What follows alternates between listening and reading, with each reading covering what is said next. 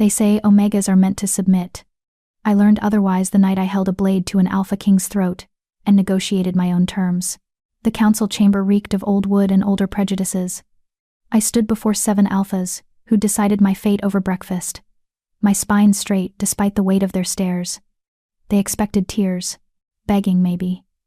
Instead, I was calculating which of them would break first under scrutiny. Kendra Osborne. My father's voice carried the particular disappointment he'd perfected over 23 years. You understand what we're offering? Offering. As if I had a choice. Alpha King Ryan Austin requires a companion, continued Elder Timothy Doyle, his jowls quivering with self-importance. Your condition makes you suitable. My condition. They meant the inability to shift that had marked me as defective since my first failed transformation at 13. The infertility that had broken my engagement to Scott Anderson 3 months prior. The worthlessness that made me expendable enough to send into a monster's castle. I'd learned to translate their euphemisms years ago. And what does the king offer in return? I asked. The elders exchanged glances. Omegas weren't supposed to negotiate. Your family's debt's forgiven, my father said quickly. Your sister Martha's upcoming bonding to the Anderson pack secured. Ah. There it was. Martha, the perfect omega, fertile, beautiful, capable of shifting into a wolf so white she looked like moonlight given form. Martha, who'd consoled Scott so thoroughly after our broken engagement that they'd announced their mating within a week. The king is cursed, I said flatly. Everyone knows it. He's been trapped in beast form for 5 years, and every omega sent to him has returned, changed, broken. Some haven't returned at all. Rumors. Elder Doyle snapped. Facts. I corrected. Omega Paige Cunningham lasted 3 weeks before she lost her mind. Omega Elsa Collins lasted 6 days. Shall I continue? My father's hand cracked across my face. I'd been expecting it had positioned myself to roll with the blow. The sting barely registered anymore. You will accept this honor with gratitude, he hissed. I touched my split lip. Tasted copper. I'll accept it with conditions. The chamber erupted. Alphas don't negotiate with defective omegas. But I'd spent 23 years learning that the world's expectations were tools, not chains. They expected submission, so they never protected themselves against strategy. 1 year, I said into the chaos. My voice cut through their indignation like my words were claws. I serve 1 year as the king's companion. If I survive, my family's debts are forgiven. Martha's bonding is secured, and I receive 50 gold pieces and a letter of recommendation to the Royal Archives. Absurd. If I die, I continued, my family receives 100 gold pieces as compensation for their loss. Paid immediately, not in installments. The room fell silent. I'd made them see it. I wasn't a disposable omega. I was a transaction. And transactions required terms. Elder Doyle's eyes narrowed. And if you refuse? Then you'll have to explain to the king why you couldn't secure even 1 omega. I smiled, though it hurt my split lip. I hear he's been very specific about his requirements. An omega who won't break, who can't bear children so there's no complications. Someone expendable enough that her loss won't start a war between packs. I'd done my research in the weeks since the council's first invitation. The king had rejected every omega from prominent families, every fertile candidate who represented political alliances. He wanted someone who didn't matter. Lucky me. You have 1 hour to decide, I said. I'll be in the library. I walked out before they could respond. My hands steady even as my heart hammered against my ribs. The library was 3 corridors away, far enough that they couldn't immediately drag me back, close enough that I hadn't technically fled. I'd been preparing to leave anyway. The Royal Archives had been my secret dream since childhood, but defective omegas didn't get to pursue dreams. They got married off to whoever would take them, had pups they were lucky to conceive, and faded into the background of pack life. Scott's rejection had been the final proof. I had no future here. The king's castle might be a death sentence, but at least it was a different death than slow suffocation in my father's house. The library door clicked shut behind me. I pressed my forehead against the cool wood, allowing myself exactly 30 seconds of fear. Then I straightened, crossed to the reference section, and pulled out the volume on ancient curses. If I was walking into a monster's lair, I'd do it armed with knowledge. The page on lycanthropic curses was dog-eared from my previous visits. Most curses required a trigger often related to the cursed individual's greatest flaw. Pride, rage, cruelty, The king's curse had manifested 5 years ago, immediately after his coronation. He'd transformed into a beast and never transformed back. What flaw could trap a king in animal form forever? Kendra. I didn't turn. Martha's reflection appeared in the window glass, her perfect features arranged in practiced concern. You don't have to do this, she said softly. Don't I? Father would find another way. Father gambled away 3 years of harvest profits and borrowed against next season's yield. I closed the book, still not facing her. The Anderson pack was willing to overlook our debts if I married Scott. But I can't have children, so that deal dissolved. Your bonding to Scott saves the family, but only if the existing debts are cleared first. Silence. Martha had never been good with numbers. Or consequences. I'm sorry, she whispered. About Scott. I didn't mean. You meant exactly what happened. I finally turned, meeting her eyes. You wanted him. You took him. That's what perfect omegas do, they get what they want. That's not fair. Fair? I laughed, bitter and sharp. You're right, it's not fair. But I learned a long time ago that fairness is a luxury for omegas who can shift. The door burst open. Elder Doyle, slightly winded. The council agrees to your terms. You leave at dawn. 12 hours. I'd bought myself 12 hours. I'll need traveling clothes, I said. And access to the restricted archives. If I'm facing a cursed king, I want to know what previous omegas learned before they broke. Impossible. Then the deal is void. We stared at each other. He broke first. They always did. If you were willing to gamble everything. 4 hours in the archives. Supervised. Then you pack. I nodded. It would be enough. The restricted archives smelled like secrets, old paper, older magic, and the particular mustiness of knowledge deemed too dangerous for common access. I'd spent years bribing the archive assistant with hand-copied recipes and gossip to sneak glimpses of these shelves. Now I had official access, and I intended to use every minute. The journals of previous Omega companions were filed under failed diplomatic ventures. Diplomatic. As if being sacrificed to a monster was politics. Paige Cunningham's journal was mostly incoherent, frantic sketches of claws and teeth, repeated phrases about eyes in the dark. But 3 entries in, she'd written something useful. He doesn't speak, but he understands. I sang him the Omega lullaby my mother taught me, and he tilted his head like he was remembering something. Tomorrow I'll try the second verse. There was no tomorrow entry. Paige had been removed from the castle, screaming about shadows that ate dreams. Elsa Collins had lasted only 6 days, but she'd been methodical. Day 1. The beast is enormous, easily 8 feet tall. Built like a wolf but wrong. Too many teeth. Eyes that glow amber even in daylight. He watches me constantly but doesn't approach. Day 2. He left a tray of food outside my door. Better quality than I expected. Someone is maintaining this castle, but I've seen no servants. Day 3. I tried speaking to him. He growled and left. Note. Growls seem to be frustration, not aggression. Day 4. He brought books to my room while I slept. History texts, philosophy, poetry. How does he know I can read? Day 5. I caught him watching me read. When our eyes met, he looked away, almost. Ashamed? Day 6. I asked him why he was cursed. He destroyed the entire West Wing. I'm requesting immediate extraction. Interesting. The beast understood language, showed consideration, felt shame. These weren't the behaviors of a mindless monster. They were the behaviors of someone trapped.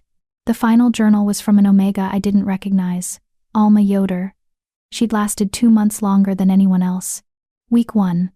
I've decided to treat him like a person, because I think he is one. Underneath the fur and fangs, there's someone desperately lonely. Week 3. We've established a routine. I read aloud in the evenings. He listens from the shadows, never approaching, but I can feel his attention like a physical thing. Today I looked up and found him closer than usual. He fled immediately. Week 5. He left me a gift. A broken music box that plays half a melody. I've been trying to fix it. He watches my progress with intensity. Week 7. I told him about my family tonight. How they sold me to settle gambling debts. How I'd rather be here than there.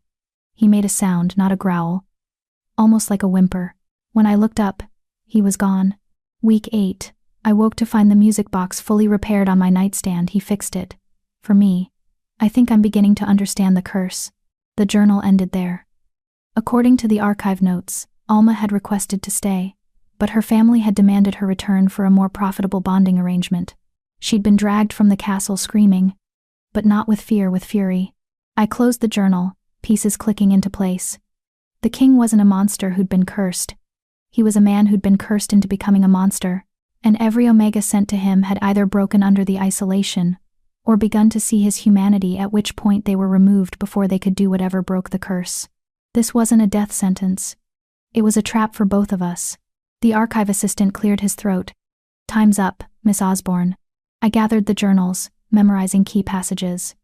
"I need paper and ink, and access to the music archives." "That's not."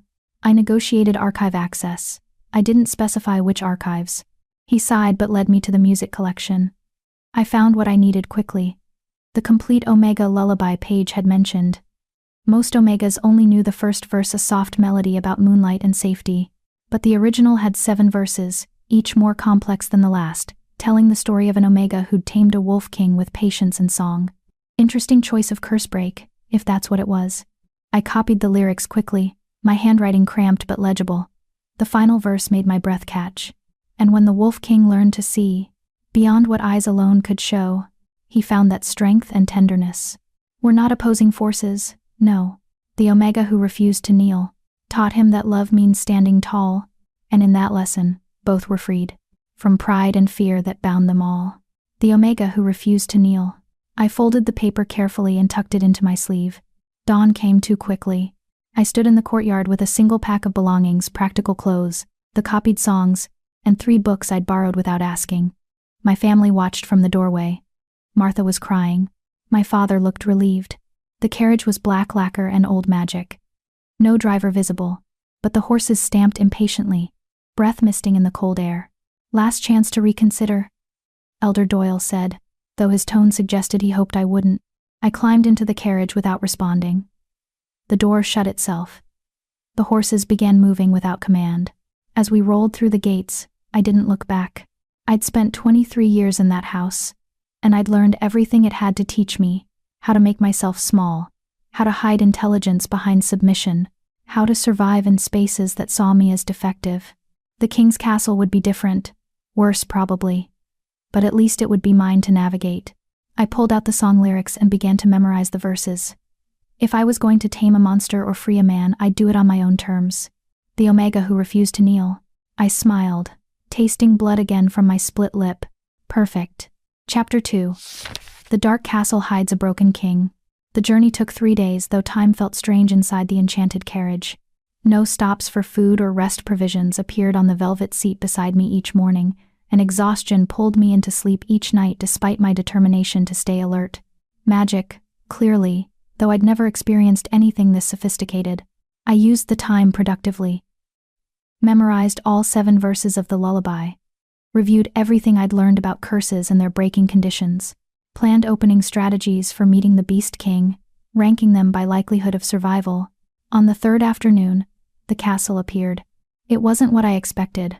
The rumors had painted it as a Gothic nightmare, all crumbling towers and darkness. But the structure rising from the mist was hauntingly beautiful. White stone that caught the fading sunlight, towers that seemed to grow organically from the mountain itself, gardens that had once been magnificent, now wild with overgrowth. A castle that had been loved, then abandoned to loneliness. The carriage stopped at the main entrance.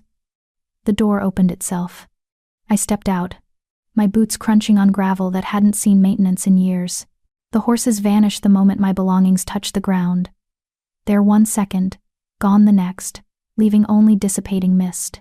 No going back now. Not that I'd wanted to. The castle doors were massive oak reinforced with iron, standing slightly ajar, an invitation or a warning. I picked up my pack and walked through.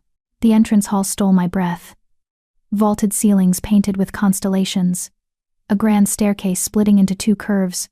Floors of polished marble reflecting the light from windows 3 stories tall. Dust motes danced in the afternoon sun, and everything was covered in a thin layer of neglect, but the bones of beauty remained. And everywhere were the marks of claws. Gouges in the walls, shredded tapestries, furniture overturned and splintered. Evidence of rage, or perhaps despair. "Hello?" My voice echoed too loud in the silence. A growl answered from somewhere above. low, resonant, carrying a clear message, I know you're here. I set down my pack and pulled out the first item I'd brought specifically for this moment, a small silver bell I'd stolen from the chapel. I rang it once, clear and bright. My name is Kendra Osborne, I called. I'm the Omega sent by the council. I negotiated a 1-year contract, which means neither of us can kill the other without violating the terms. So we might as well establish some ground rules. Silence. Then the scrape of claws on stone, moving away. Rule 1. I continued, walking toward the staircase.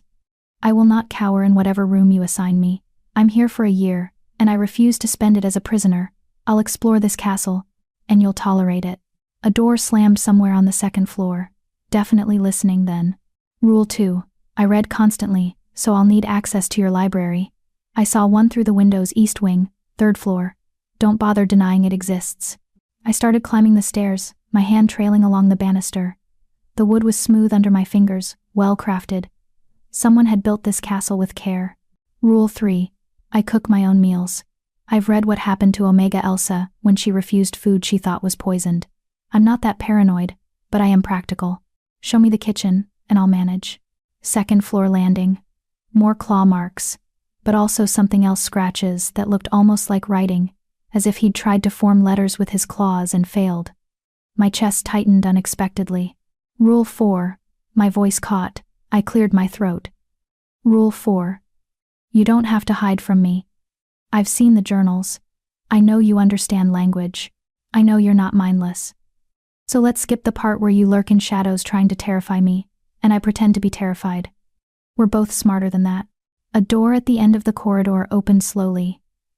Not an invitation, but not a refusal either. I walked toward it, my pulse hammering but my steps steady. The room beyond was a disaster, furniture destroyed, curtains shredded, a massive 4-poster bed that had been clawed to pieces. But also, books stacked carefully in the corner, a writing desk with ink and paper, and windows that overlooked the gardens. He'd given me the room with the best view. Thank you, I said to the empty air. A huff from the shadows near the ceiling. I looked up and saw amber eyes reflecting the dying sunlight. He was perched impossibly on the rafters, his form massive and dark against the wood. I caught an impression of fur and muscle, fangs too long for any natural wolf. And something deeply wrong about his proportions, as if he'd been stretched and twisted into this shape. Our eyes met. He didn't look away this time. You're bigger than I expected, I said conversationally, setting my pack on the least damaged chair. The journals mentioned 8 feet. You're closer to 9, I'd estimate. Must make navigating doorways interesting, he growled. But it sounded more confused than threatening. I'm going to unpack now. You can watch if you want, or leave. Either way, I'll be down to explore the kitchen in an hour. If you want to join me, feel free. If not, leave me some indication of where food is stored so I don't accidentally poison us both with spoiled provisions. I turned my back on him, calculated risk, and began removing items from my pack. Clothes, books, the copied songs, a few personal items I'd smuggled out, the silver bell, which I placed prominently on the writing desk. Behind me, claws scraped stone. Then silence. When I glanced back, the rafters were empty. I released a breath I hadn't realized I'd been holding. The kitchen was in surprisingly good condition. Clean, well-stocked, with dried herbs hanging from the rafters and a pantry that suggested someone or something had been maintaining basic supplies. Fresh vegetables in spelled containers that kept them from spoiling. Flour, salt, sugar, even eggs, though I had no idea where they came from. I found bread ingredients and started working. Kneading dough had always helped me think, and I had a lot to process. The beast was watching me. I couldn't see him, but I felt his attention like heat on my skin. Somewhere in the shadows of the cavernous kitchen, amber eyes tracked my movements. The journal said you leave food for your guests, I said, shaping the dough. But they never mentioned you eating, do you? Eat, I mean. Or is that part of the curse, trapped in a form that needs sustenance you can't properly consume? No answer, but the quality of the silence changed. Attentive rather than wary. Omega Alma wrote that you fixed her music box. That requires fine motor control, which means your claws aren't just weapons. They're tools. I set the dough in a bowl to rise and started chopping vegetables for soup. She also wrote that you responded to her emotions, whimpered when she talked about her pain. That's empathy, which means you're still in there, not just beast. Not just curse. You. A low rumble from the shadows, not quite a growl, almost like frustrated agreement. The curse must have conditions, I continued, my knife creating a steady rhythm against the cutting board. Curses always do. Something you have to learn, or realize, or achieve. But 5 years is a long time to be trapped like this. Either the condition is incredibly specific, or, I paused, considering, or every omega sent here got close to breaking it, so they were removed before they could succeed. The rumble grew louder. Definitely agreement now, edged with anger, which means the council doesn't want the curse broken. I swept the vegetables into a pot. Interesting. Why would they want their king to remain a beast? Unless. The pieces clicked together. Unless you're more useful this way. A cursed king can't rule. Which means the council maintains control. They send omegas periodically to maintain the appearance of trying to help, but they make sure those omegas are either too fragile to survive, or too valuable to risk losing. I turned, searching the shadows. But I'm neither fragile nor valuable. I'm expendable, which means I'm dangerous. They didn't think that through. For a long moment. Nothing. Then he emerged from the shadows. The journals hadn't prepared me. Nothing could have. He was massive, easily 9 feet of muscle and fur and wrongness. His body was wolf-like but stretched, forced into a more upright position that looked painful. His front legs ended in paws that were almost hands. Fingers tipped with claws as long as daggers. His face was the worst, a wolf's muzzle filled with too many teeth, but his eyes were devastatingly human. Amber and exhausted, and intelligent, and desperate. I didn't scream. Didn't step back. I'd promised myself I wouldn't give him fear. "Hello, Alpha King Ryan Austin," I said quietly. He flinched at his name, as if he'd forgotten anyone remembered he had one. "I'm going to finish making dinner," I continued, turning back to the stove with affected casualness even though my hands wanted to shake. "You're welcome to stay. I find conversations easier when I'm doing something with my hands. Occupies the nervous energy." I heard him move surprisingly quiet for something so large. When I glanced over, he'd settled near the fireplace, far enough to not be threatening but close enough to observe. His posture was careful, calculated to take up as little space as possible despite his size. He was trying not to scare me. My chest ached unexpectedly. "The council gave me 1 year," I said, stirring the soup. "But they also gave me terms. I negotiated for gold, and a recommendation to the Royal Archives when I'm done. They agreed quickly, too quickly. Which means they expect me to fail, probably because they expect you to kill me or drive me mad like the others." His ears flattened. He made a sound like a whine. "I'm not planning to fail," I said firmly. "And I don't think you're planning to kill me. So we have a year to figure out your curse and break it. And I have a year to prove to the council that defective omegas can be just as dangerous as perfect ones when you underestimate us." I ladled soup into 2 bowls, set them on the rough wooden table. "The question is whether you want your curse broken. 5 years is a long time. Maybe you've gotten used to this. Maybe the man you were before isn't someone you want to be again." I met his eyes directly. "So before we go any further, do you want to be saved?" The silence stretched. He stared at me with those devastating human eyes trapped in a monster's face. Then, slowly, deliberately, he nodded. Once, clear, unmistakable. "Good," I said. "Then let's start with dinner. I made enough for both of us, though I'm not sure how you." I gestured vaguely at his muzzle. He huffed definitely amusement and approached the table. With surprising delicacy, he picked up the bowl in his clawed hands and drank directly, his movements careful to avoid spilling. I sat across from him and ate my own soup, the situation so absurd I almost laughed. Here I was, a defective omega having dinner with a cursed beast king in an enchanted castle, plotting to undermine a council that thought I was disposable. "I brought something," I said after we'd both finished.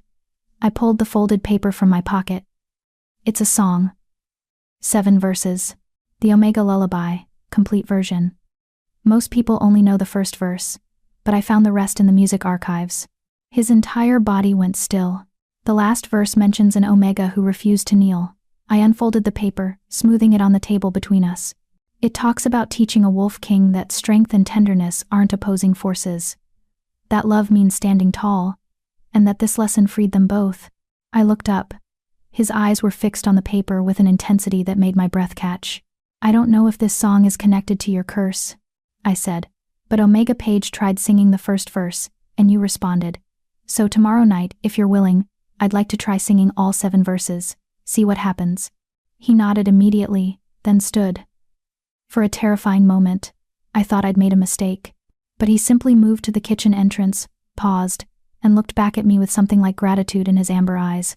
Then he was gone, leaving me alone with the dirty dishes and the weight of what I'd just committed to. I cleaned up slowly, my mind racing. The curse had conditions. The song might be key. The council was actively working against any solution. And I had 1 year to navigate all of it while keeping myself intact. The Omega who refused to kneel. I touched the paper, reading the final verse again. Whatever this curse was, it was about more than just breaking a spell. It was about transformation for both of us. I just had to figure out how to survive it. That night, I lay in the destroyed bed I'd partially repaired with spare linens, staring at the ceiling. The castle creaked and settled around me, old magic humming in its bones. Somewhere in the darkness, the Beast King prowled his prison. I thought about his eyes, about the careful way he'd moved to avoid scaring me, about how he'd nodded when I asked if he wanted to be saved. 5 years trapped in a monster's body, while a council that should have served him instead used his curse to consolidate power. 5 years of Omegas sent and removed just as they started to connect with him. 5 years of isolation and hope deferred. No wonder the castle bore marks of rage. But also, the repaired music box, the carefully stocked kitchen, the room with the best view. He hadn't stopped being a person. He'd just stopped expecting anyone to notice. Tomorrow, I'd sing him the song. We'd see if it triggered anything, revealed any clues about the curse's conditions. And if it didn't work, we'd try something else. I had a year and nothing to lose except a life I hadn't wanted anyway. The Omega who refused to kneel. I smiled in the darkness and let sleep take me. Chapter 3, the first verse. I woke to sunlight streaming through the repaired sections of curtain and the smell of fresh bread. For a disoriented moment, I thought I'd dreamed the previous day. Then I saw the claw marks on the walls, the destroyed furniture I'd shoved into the corner, and the loaf of bread sitting on the writing desk with a small pot of honey beside it. He'd brought me breakfast while I slept. I dressed quickly in practical clothes, trousers, and a tunic I'd modified from my brother's old things and braided my hair back. The bread was still warm when I tore off a piece, better than anything I'd eaten at home, with a complexity of flavor that suggested someone who actually understood baking. Did he bake this himself? With those massive clawed hands? The image was so incongruous I almost laughed. I ate standing by the window, looking out over the wild gardens. In daylight, I could see paths beneath the overgrowth, structures that had once been fountains or sculptures now claimed by ivy and moss, beautiful in its abandonment, like the castle itself. A flicker of movement caught my eye. There, near the far wall, a massive dark shape moving through the shadows of overgrown hedges. Patrolling, or perhaps just restless. I finished eating and went to find him. The library was exactly where I'd spotted it from outside. East wing, 3rd floor, double doors carved with intricate patterns of wolves and moons. I pushed them open and stopped. The space was enormous, 3 stories of books spiraling upward, connected by narrow staircases and balconies, with a domed glass ceiling that filled everything with natural light. Comfortable chairs clustered near reading lamps, desks with inkwells and paper, and books, thousands of books on everything from history to philosophy to what looked like advanced magic theory. This was a scholar's paradise. Oh, I breathed. A huff from above. I looked up to see him perched on the 3rd floor balcony, watching me. His posture was tense, as if bracing for disappointment. This is incredible, I said, moving to the nearest shelf. History of the Northern Territories. How long did it take to collect all these? He made a sound almost like a pleased rumble. I ran my fingers along the spines, reading titles. My father thought books were wasteful for Omegas, said we should focus on practical skills like cooking and child rearing. I pulled out a volume on ancient pack structures. I learned to read by bribing the pack tutor with stolen sweets. Spent every free moment in our small library, copying texts by hand because I wasn't allowed to borrow them. I looked up at him. This must have been wonderful. Before the curse. His ears drooped. He turned away. I'm going to spend today reading about curses, I said, moving to a desk, looking for patterns, conditions, breaking mechanisms. If you have books specifically about transformation curses or bindings that affect speech, those would be helpful. He disappeared from the balcony. I heard movement above, claws on wood. The scrape of books being moved. Then he reappeared and dropped 3 volumes onto the balcony railing. They tumbled down, and I caught them with reflexes honed from years of catching things my father threw. Curses of transformation and binding, the silent affliction, magical speech impediments, and breaking what shouldn't be broken. A practical guide. Perfect, I said. Thank you. He settled on the balcony, watching me with those intelligent amber eyes. I opened the first book and began to read. Hours passed. The sun tracked across the sky, light shifting through the domed ceiling. I took notes, cross-referenced entries, and built a mental framework of how curses functioned. The basics were consistent across sources. Curses required a trigger, usually the victim's greatest flaw or fear, a manifestation, the physical or magical punishment, and a condition, the specific requirement, for breaking it. The condition always related thematically to the trigger. A vain person might need to perform an act of genuine selflessness. A cruel person might need to receive unearned mercy. But speech-binding curses were unusual. They typically only appeared as secondary effects, symptoms of a deeper magical working, which meant Ryan's inability to speak wasn't the curse itself, it was a side effect of whatever had transformed him. The trigger, I said aloud, still reading. It happened at your coronation. What went wrong that day? Silence from above. When I looked up, he was gone. I said, sensitive subject, clearly. I returned to reading, but my mind wandered. Coronations were symbolic, the moment when power transferred, when a new leader took responsibility for their people. What could trigger a transformation curse at that specific moment? The Wolf King learned to see beyond what eyes alone could show. The song verse echoed in my memory. Seeing beyond surface appearances, looking deeper than the obvious. What had Ryan failed to see? Evening arrived. I'd made progress through 2 of the 3 books and had a working theory about the curse structure, though not its specific condition. My eyes ached from reading in dimming light, and my stomach reminded me I'd skipped lunch entirely. I found Ryan in the kitchen, near the fireplace where he'd settled the previous night. He watched me enter with careful attention. I think I understand the framework, I said, pulling out vegetables for dinner. Your curse is a transformation binding with a speech impediment component. The transformation forces you into beast form, not just appearance but actual physical restructuring. The speech binding prevents you from explaining the curse condition to anyone, which means you have to wait for someone to figure it out, independently. He nodded, his relief visible. The condition relates to your trigger, something that happened at your coronation, something you failed to see or understand or acknowledge. I chopped carrots with quick precision, and I'm guessing multiple omegas got close to the answer, which is why the council removed them before they could complete whatever action breaks it. Another nod, more emphatic. So tonight we try the song. I looked at him directly. If it's connected to the curse, your reaction will tell us. If it's not, we move on to other approaches. Either way, we learn something. I cooked while he watched, a simple stew this time, with herbs from the kitchen garden I'd spotted earlier. We ate together at the rough table, the domesticity of it strange and comfortable at once. Afterward, I retrieved the song lyrics from my room, and returned to find him waiting in the library. He'd lit lamps throughout the space, creating pools of warm light in the growing darkness. Where do you want me? I asked. He gestured with one clawed hand toward a comfortable chair near the fireplace. Then he settled on the floor nearby, close enough to hear clearly but far enough to not crowd me. I sat, the paper trembling slightly in my hands.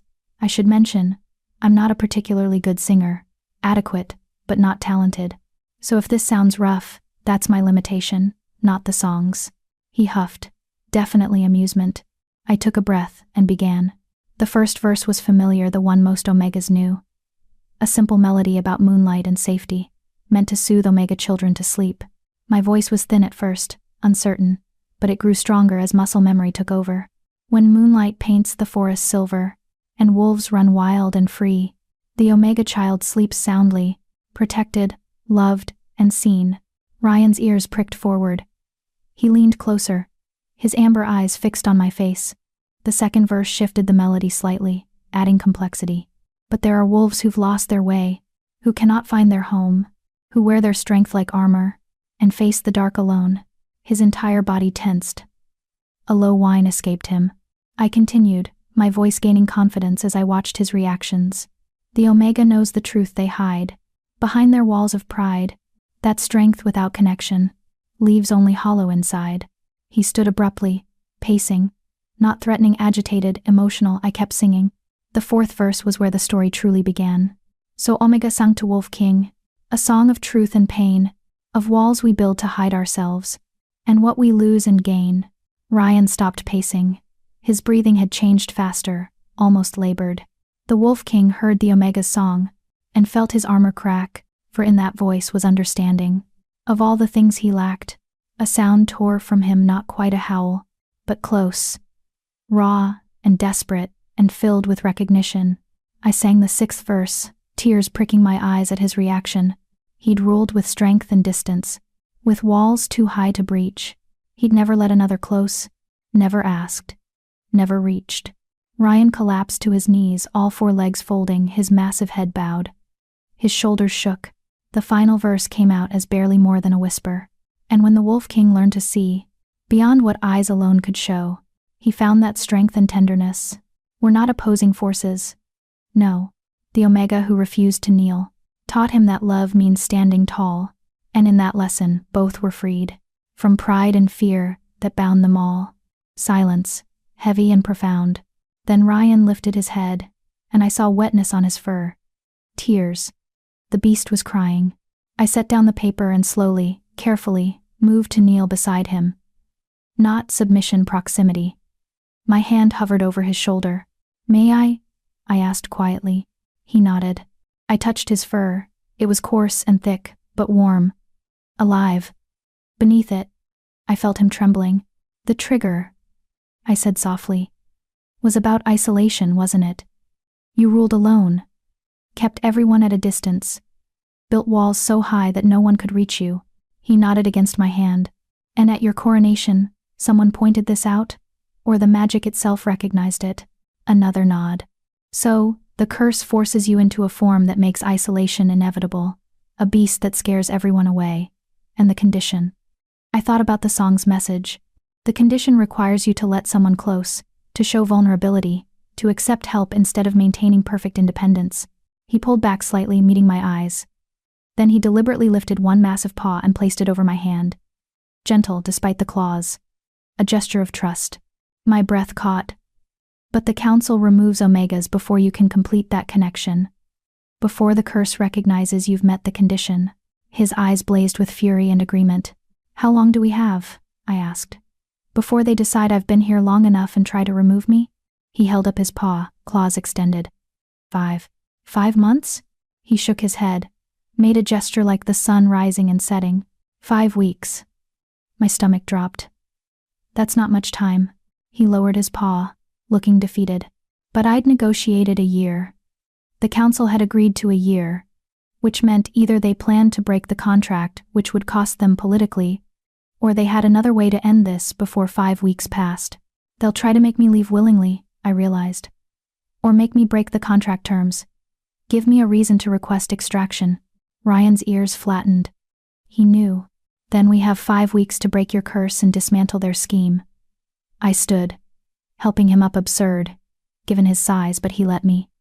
"Tomorrow, we start working on the condition, building genuine connection, teaching you that vulnerability isn't weakness." I smiled, fierce and determined. "And I'll teach you what I learned from being called defective my entire life. Sometimes the things others see as weaknesses are actually our greatest strengths." He made a sound, part growl, part purr, that might have been agreement. "But right now, you should rest. Emotional breakthroughs are exhausting." I touched his shoulder again, marveling at how natural the gesture felt. "Thank you for trusting me with your tears. That was brave." He ducked his head, almost shy. Then he turned and padded toward the door, pausing to look back. "Good night, Ryan," I said. He huffed softly, definitely pleased, and disappeared into the shadows. I stood in the library for a long moment, processing what had just happened. The song had worked, not to break the curse outright, but to confirm its nature. Ryan's isolation had triggered his transformation, and breaking it required genuine connection, something the council had systematically prevented for 5 years. But I wasn't like the other Omegas they'd sent. I was defective, expendable, and underestimated, which meant I was dangerous in ways they hadn't anticipated. The Omega who refused to kneel. I gathered my notes and headed to bed, already planning tomorrow's approach. We had 5 weeks. It would be enough. It had to be. Chapter 4. The Strategy Game. I woke to find a chess set on my writing desk. The pieces were exquisite, carved from dark and light wood, each one detailed enough to show individual features. The kings wore tiny crowns. The queens held miniature scepters. The knights were wolves mid-leap, captured in eternal motion. A note rested beside the board, written in careful block letters. You said you use your intelligence as a weapon. Show me. I smiled. So the Beast King wanted to play. I found him in the library, sprawled across the 3rd-floor balcony with a book open beneath his massive paws. He looked up when I entered, carrying the chess set. Accepting your challenge, I said, climbing the spiral stairs. Though I should warn you, I'm better at chess than I am at singing. He huffed and carefully closed his book with one claw, marking his place. Then he moved to give me space on the balcony. I set up the board between us. Standard rules? Or do cursed beast kings play by different conventions? His ears twitched. Amusement.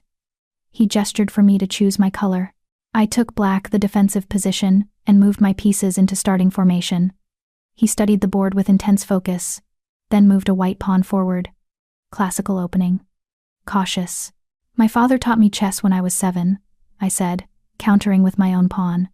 He thought it would make me a better strategic thinker for managing a household. Instead, I used it to beat him so consistently that he stopped playing with me. Ryan moved his knight. A probe, testing my defenses. I responded by developing my bishop. He called it unnatural. Said omegas shouldn't be competitive, shouldn't seek to win. We should be accommodating, nurturing. I captured his advanced pawn. He never understood that strategy and nurturing aren't opposites. You can't protect what you don't understand. You can't nurture what you won't fight for. Ryan paused, studying me rather than the board. Then he moved his queen into an aggressive position. Not his best play tactically, but a clear statement. I'm listening. The council thinks I'm passive, I continued, castling my king to safety. They looked at a defective omega who couldn't shift, who got rejected by her mate, who agreed to their terms without fighting. They saw exactly what they expected to see. I met his amber eyes. They didn't look deeper. Didn't notice I negotiated terms they never offer. Didn't question why I wanted access to the archives. Didn't wonder what I might do with a year of time and motivation. Ryan made a sound approving, impressed. He moved his rook, but I could tell his attention was more on my words than the game. That's what your curse is about, isn't it? I captured his queen with my knight, a sacrifice play he should have seen coming. Looking beyond surface appearances. Seeing what's actually there, not what you expect to see. He growled, frustrated with himself for missing the trap. But he didn't seem angry, more like he appreciated the lesson. We played in comfortable silence for several moves. Ryan was good, better than good. He thought 3 moves ahead, recognized patterns, adapted his strategy based on my playstyle. But he had a tell. His ears flattened slightly when he was uncertain about a choice. I exploited it ruthlessly. Check, I said, moving my bishop. He studied the board, then deliberately tipped his king over, conceding. You let me win, I accused. He shook his head and gestured at the board at the position I'd maneuvered him into over the last 10 moves. It was elegant, efficient, and inevitable. He'd lost legitimately. He was just acknowledging it faster than dragging it out. Another game? I asked. He nodded immediately. We reset the pieces. This time he chose black, and his playing style shifted more aggressive, testing my ability to defend. Tell me about before, I said as we played. Before the curse. What were you like?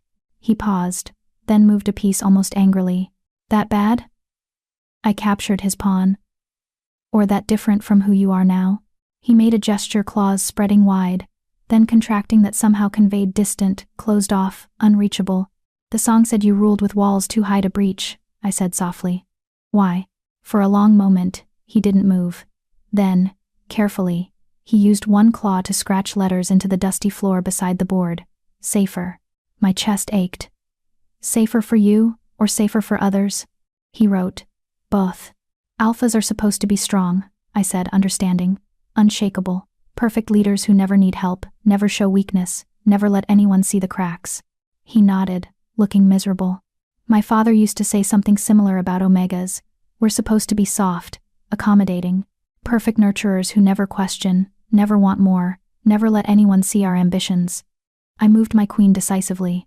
Checkmate. He looked at the board, surprised. Then he huffed, definitely respect, and tipped his king. Both of us trapped by expectations.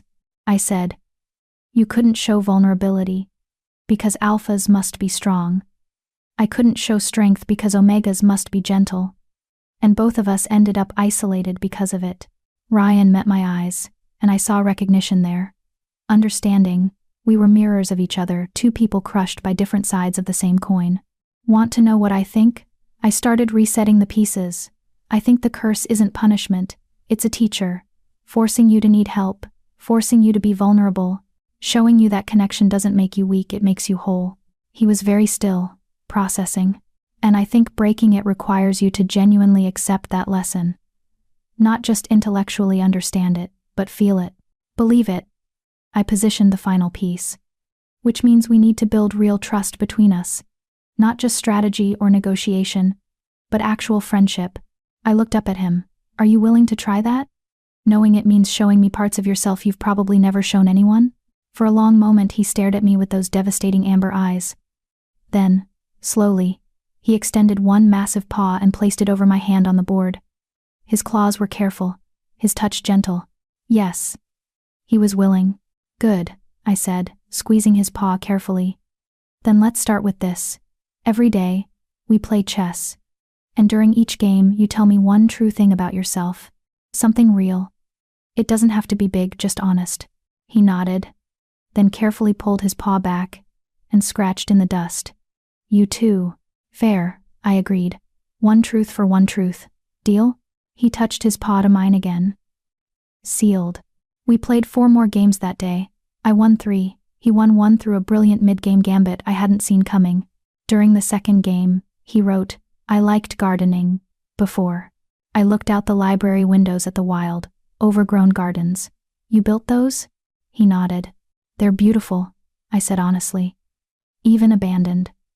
Maybe especially abandoned, there's something about beauty that survives neglect, that feels more real than maintained perfection. His ears perked up, pleased.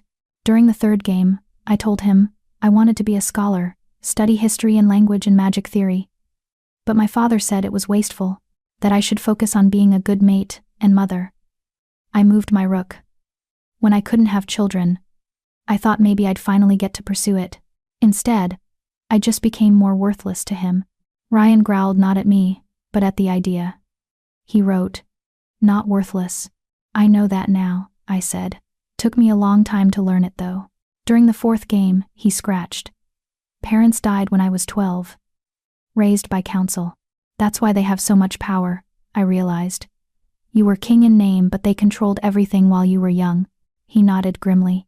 And when you turned 21 and took actual control, at your coronation, I thought about the curse timing. They lost their power, unless you were cursed. His eyes blazed. Yes, the pieces clicked into place. The council engineered this. Not the curse itself necessarily, that might have been genuine magic responding to your emotional isolation, but they've been maintaining it deliberately, sending omegas they know will fail, removing the ones who might succeed, keeping you trapped so they can rule in your place. Ryan's claws gouged into the wooden floor, his rage barely contained. We need proof, I said. If we break your curse but can't prove they sabotaged the solution, they'll just claim credit for finally finding the right omega. They'll maintain their political power. He looked at me sharply. Surprised I was thinking that far ahead. I'm defective, not stupid, I said dryly. Breaking your curse solves your problem. Exposing their conspiracy solves mine. I need leverage, if I'm going to get my recommendation to the royal archives. And I need them discredited, if they're going to take me seriously as anything other than a disposable omega. Ryan made a sound, definitely approval, and gestured at the board, his move. I studied the position, then smiled and captured his queen. Check. He huffed, conceded, then wrote, teach me to be ruthless like you. You don't need to be ruthless, I said. You need to be strategic. There's a difference. Ruthless is cutting down anything in your way. Strategic is finding the path where nothing needs cutting because you've already moved the pieces exactly where you need them. I reset the board. 1 more game before dinner? He nodded eagerly. That evening, I cooked while he watched from his usual spot near the fireplace. We'd fallen into an easy rhythm, me working with my hands while we communicated in other ways. Sometimes he'd scratch words in the dust or ash. Sometimes I'd read his body language. Sometimes we just existed in comfortable silence. "Can I ask something personal?" I said, stirring the pot. He tilted his head. "Go ahead. Do you hate being a beast, or just hate being isolated?" He considered this carefully, then wrote, "Both, but more the second, because even in this form, you could connect with people, if they weren't afraid." "Yes, and the council sends omegas who are either too fragile to handle the fear, or too pragmatic to look past it." He nodded. "What about me?" I asked. "Are you surprised I'm not afraid?" He wrote, "Surprised you saw me, the man under the monster?" "Yes." I came to sit beside him on the floor, bowls of stew in hand. "You made it easy. The repaired music box for Alma. The breakfast bread for me. The chess set. You keep showing people who you are. They just weren't looking." I handed him his bowl. "But I've spent my whole life being invisible despite standing right in front of people. So I learned to look deeper, to see what's actually there."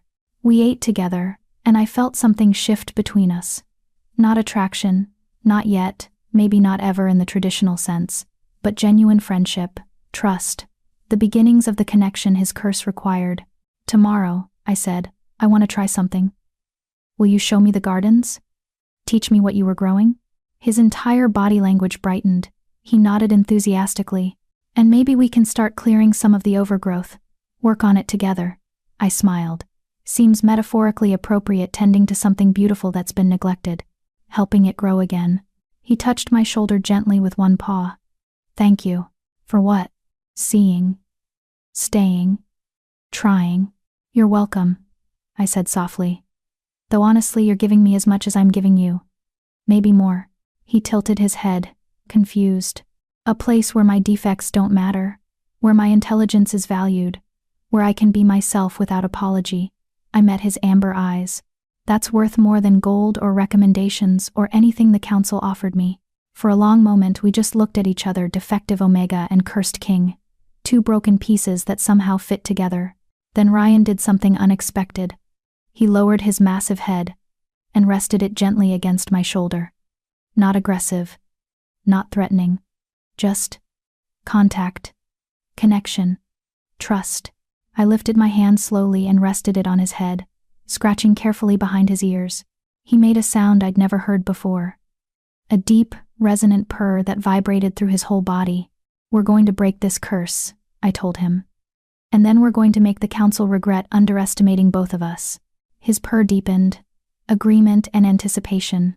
We stayed like that for a long time, two souls finding comfort in unexpected places. While outside the library windows, the first stars appeared over the wild gardens we'd tend together tomorrow. Chapter 5, The Garden of Trust. Dawn brought rain, soft and persistent, turning the wild gardens into a watercolor painting of greens and grays. I stood at my window watching water drip from overgrown roses, wondering if Ryan would still want to work outside in this weather. A scratch at my door answered that question. I opened it to find him standing in the hallway, somehow managing to look both massive and uncertain. He'd brought me something, a heavy cloak, made of oiled leather that would shed rain, and sturdy boots that looked about my size. "You planned this," I said, taking the offerings. "Were these here already, or did you magic them into existence overnight?" He huffed and made a gesture that suggested the castle had certain provisions, enchantments that provided what was needed. Convenient. I pulled on the boots, perfect fit, and swung the cloak around my shoulders. "Lead the way then." We descended through the castle, Ryan moving with surprising grace despite his size. He knew every corridor, every shortcut, navigating the space with the familiarity of someone who'd spent 5 years memorizing his prison. The garden entrance was through the kitchen, out a heavy wooden door that opened onto a stone terrace.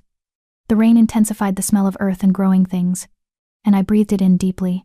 "Where do we start?" I asked.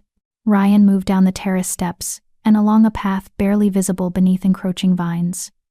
I followed, ducking under branches and stepping over roots that had broken through ancient paving stones. He led me to what had once been a rose garden. Even in its wild state, I could see the original design, concentric circles of different varieties, arranged by color and bloom time. But 5 years of neglect had turned it into a thorny maze, roses growing into each other, choking themselves with their own abundance. Ryan sat back on his haunches and gestured at the chaos with something like despair. It's not ruined, I said, assessing the situation. Just overgrown. We can bring it back. It'll just take time and patience. He wrote in the wet earth with one claw. Like me. Exactly like you. I knelt beside a particularly tangled section. Beauty that's been neglected but not destroyed. Still alive underneath. Still capable of blooming. I started carefully separating the intertwined branches, using techniques I'd learned from tending my mother's small herb garden before she died. Ryan watched intently, then began helping with surprising delicacy, his claws so deadly looking, proving perfect tools for precision work. We worked in silence for a while, the rain a steady percussion against leaves. There was something meditative about it, the careful untangling, the gradual revelation of original structure, the teamwork required to manage what one person couldn't handle alone. Tell me about when you planted these, I said eventually. Ryan paused, then slowly wrote. Year before curse. Wanted something beautiful. Something alive. You were already isolating yourself, I realized. Pulling away from people, finding comfort in things that couldn't hurt you. He nodded sadly. Plants are safe, I said, understanding. They need you, but they don't judge you. Don't have expectations, don't require emotional vulnerability. Just water and sunlight and time. Yes. But they also don't feel the loneliness, do they? They're beautiful, but they can't talk back. Can't understand you. Can't challenge you to be better. I gently freed a white rose from the tangle, its petals still pristine despite the chaos. You need both. Beauty and connection. Gardens and people. Ryan made a sound, half agreement, half frustration. He wrote, people complicated, people hurt.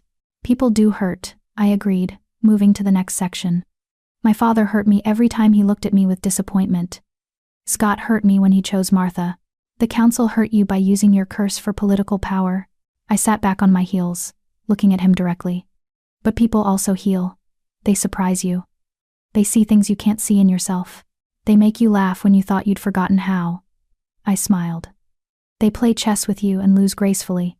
They work in the rain with you untangling roses, even though there are 1,000 easier ways to spend a morning. His ears perked forward, his amber eyes intense on my face. The curse is teaching you that vulnerability is worth the risk, I said softly. That connection, real connection, is worth the potential for pain. He held my gaze for a long moment, then deliberately reached out and placed his paw over my hand where it rested on the rose branches. His claws were careful. His touch was warm despite the rain. I know it's terrifying, I continued. I spent years building walls too, protecting myself from more rejection, more proof of my worthlessness. But then I came here, and you. I squeezed his paw gently. You made it safe to be myself. To be intelligent and strategic and ambitious without apology. You gave me space to be strong. I met his eyes. Let me give you space to be vulnerable. To need help. To admit you're lonely and scared. And tired of pretending you're not. For a heartbeat, nothing. Then Ryan pulled his paw back and wrote in the wet earth. His claw movements jerky with emotion. I'm so tired of being alone. The words hung between us, raw and honest. 5 years of isolation, condensed into 6 words, scratched in mud. You're not alone anymore, I said firmly. I'm here. For the next 5 weeks at minimum. And longer, if we can break this curse. And even if the council tries to remove me, I'll fight them. I promise. He made a sound, something between a whimper and a growl, and suddenly his massive head was pressed against my chest, his whole body shaking. I wrapped my arms around him as much as I could, holding him while he trembled. The rain soaked us both, but neither of us moved. He needed to let someone see his pain, his exhaustion, his desperate loneliness. I've got you, I murmured. It's okay. You're okay. His shaking gradually subsided. When he finally pulled back, I saw wetness on his fur that wasn't just rain. Better? I asked. He nodded, looking embarrassed. Don't be ashamed, I said. Crying doesn't make you weak. It makes you honest. And honestly, I think it took more courage to let me see that than it would have to keep pretending you're fine. He touched my face gently with one claw, almost like wiping away a tear, though I hadn't realized I was crying too. We're a mess, I said with a watery laugh. 2 broken people crying in the rain over tangled roses. Very dramatic. He huffed definitely laughter and gestured at the garden around us, with an expression that clearly said fitting. "Come on," I said, standing and offering him my hand. "Let's get warm and dry. We can work more on this later." He took my hand carefully, and we walked back through the garden together. His massive form somehow less intimidating now. More real, solid, present. We dried off in the kitchen, Ryan shaking water from his fur in a way that reminded me he was still part wolf, curse or not. I made hot tea while he stoked the fire, and we settled into our familiar positions, me at the table, him near the hearth. "Truth game," I said. "My turn." "Something I've never told anyone." He tilted his head, attentive. "I'm terrified of being happy," I said quietly. "Every time something good happens, I wait for it to be taken away. Scott courting me, my mother's brief recovery before she died, the one time my father said he was proud of me. Good things don't last in my experience, so I've learned not to trust them." Ryan moved closer, his expression concerned. "Being here with you," I continued. "It's good. Better than I expected. You make me feel seen and valued and capable, and that terrifies me because I know it's temporary. 5 weeks, maybe less. Then either the curse breaks and you won't need me anymore, or the council removes me, or something else goes wrong because good things always do." He wrote urgently, "Not temporary, not leaving you behind." "You can't promise that," I said. "You don't know what happens after the curse breaks. Maybe you'll return to being the isolated king you were before. Maybe you'll need to focus on rebuilding your kingdom. Maybe—" He cut me off by placing both paws on either side of my face. Gentle, careful, but firm. Then he pressed his forehead to mine, his eyes boring into me with fierce intensity. "Not leaving you." The certainty in his gaze made my breath catch. "Okay," I whispered. "Okay." He pulled back but kept one paw on my shoulder, grounding, reassuring. "Your turn," I said after a moment. "One truth," he wrote, his claw movements slow and deliberate. "I think I was always lonely. Even before curse. I just didn't know what I was missing." My chest ached for him. "And now you know?" "Now I know, because of you." We looked at each other across the kitchen, rain still pattering against windows, fire crackling in the hearth. Something was building between us, not romance necessarily, but something deeper. A bond forged from mutual understanding, shared vulnerability, genuine connection. This was what the curse required, this moment, this trust. "I don't want this to be temporary either," I admitted. "I don't know what that means or how it works, but I need you to know. You've become important to me. Not as a mission or a contract or a means to an end. As a person, as a friend." "Friend," he wrote, then paused and added, "And more? Maybe," I said honestly. "I don't know what more looks like when one of us is cursed into beast form.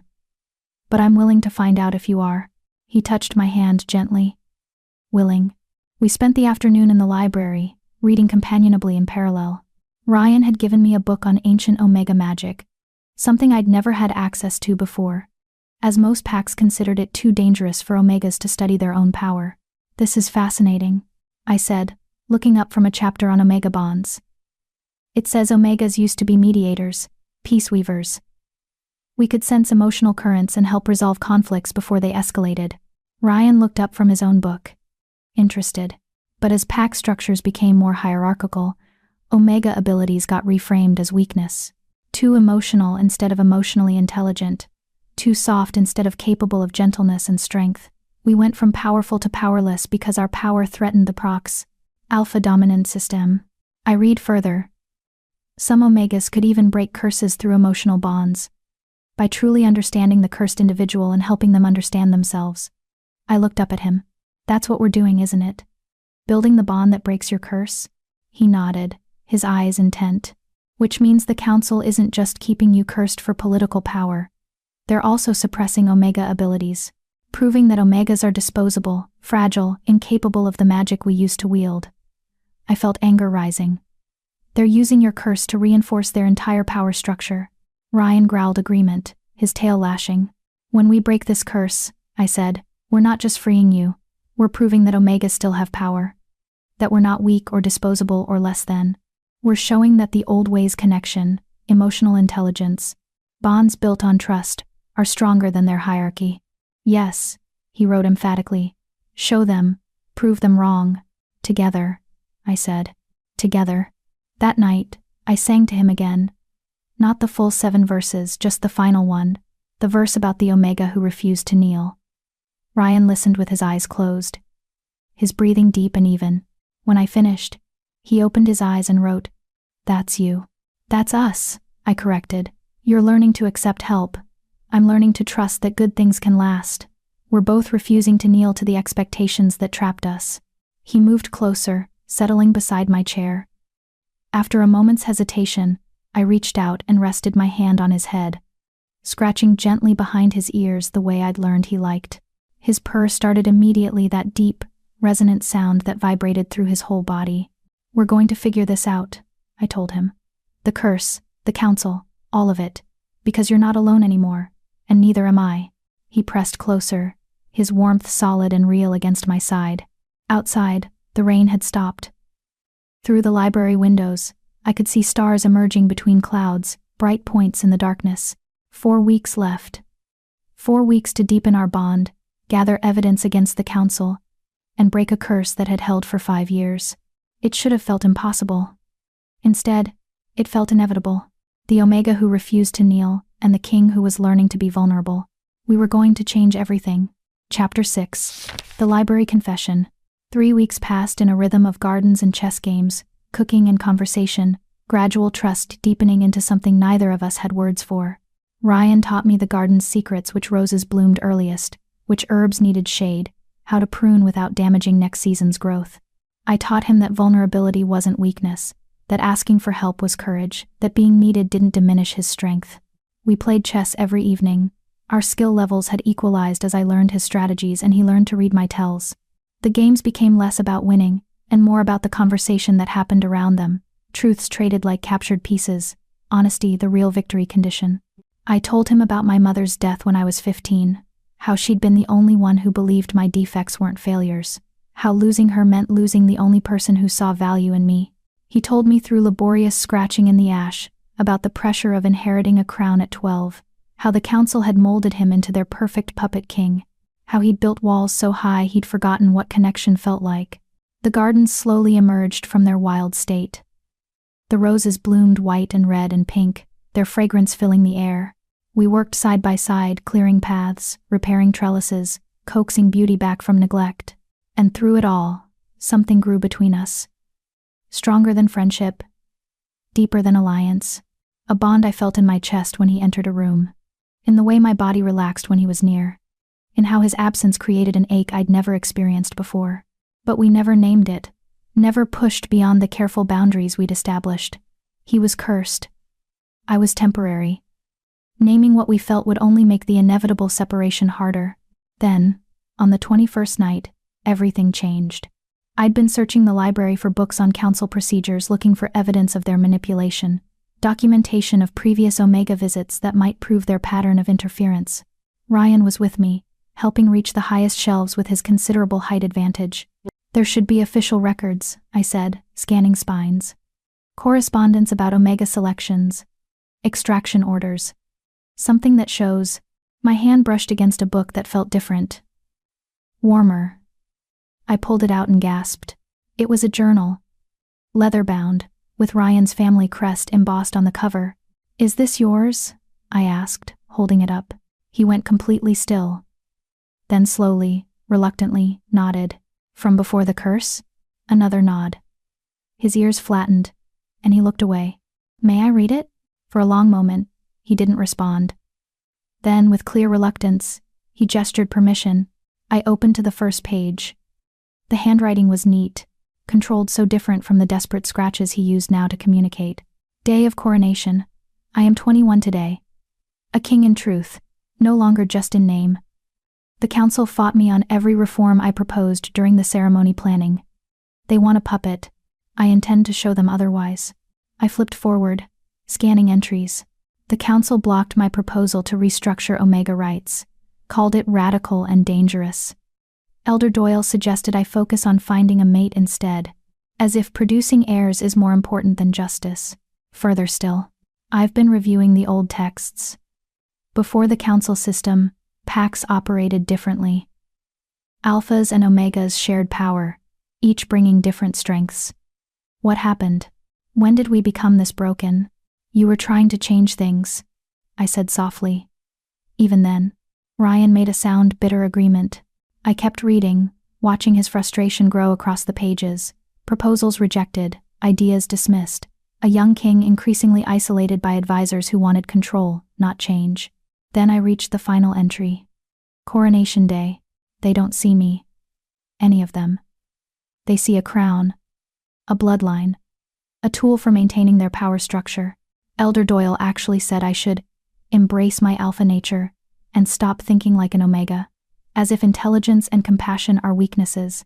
As if strength means never needing anyone. Fine.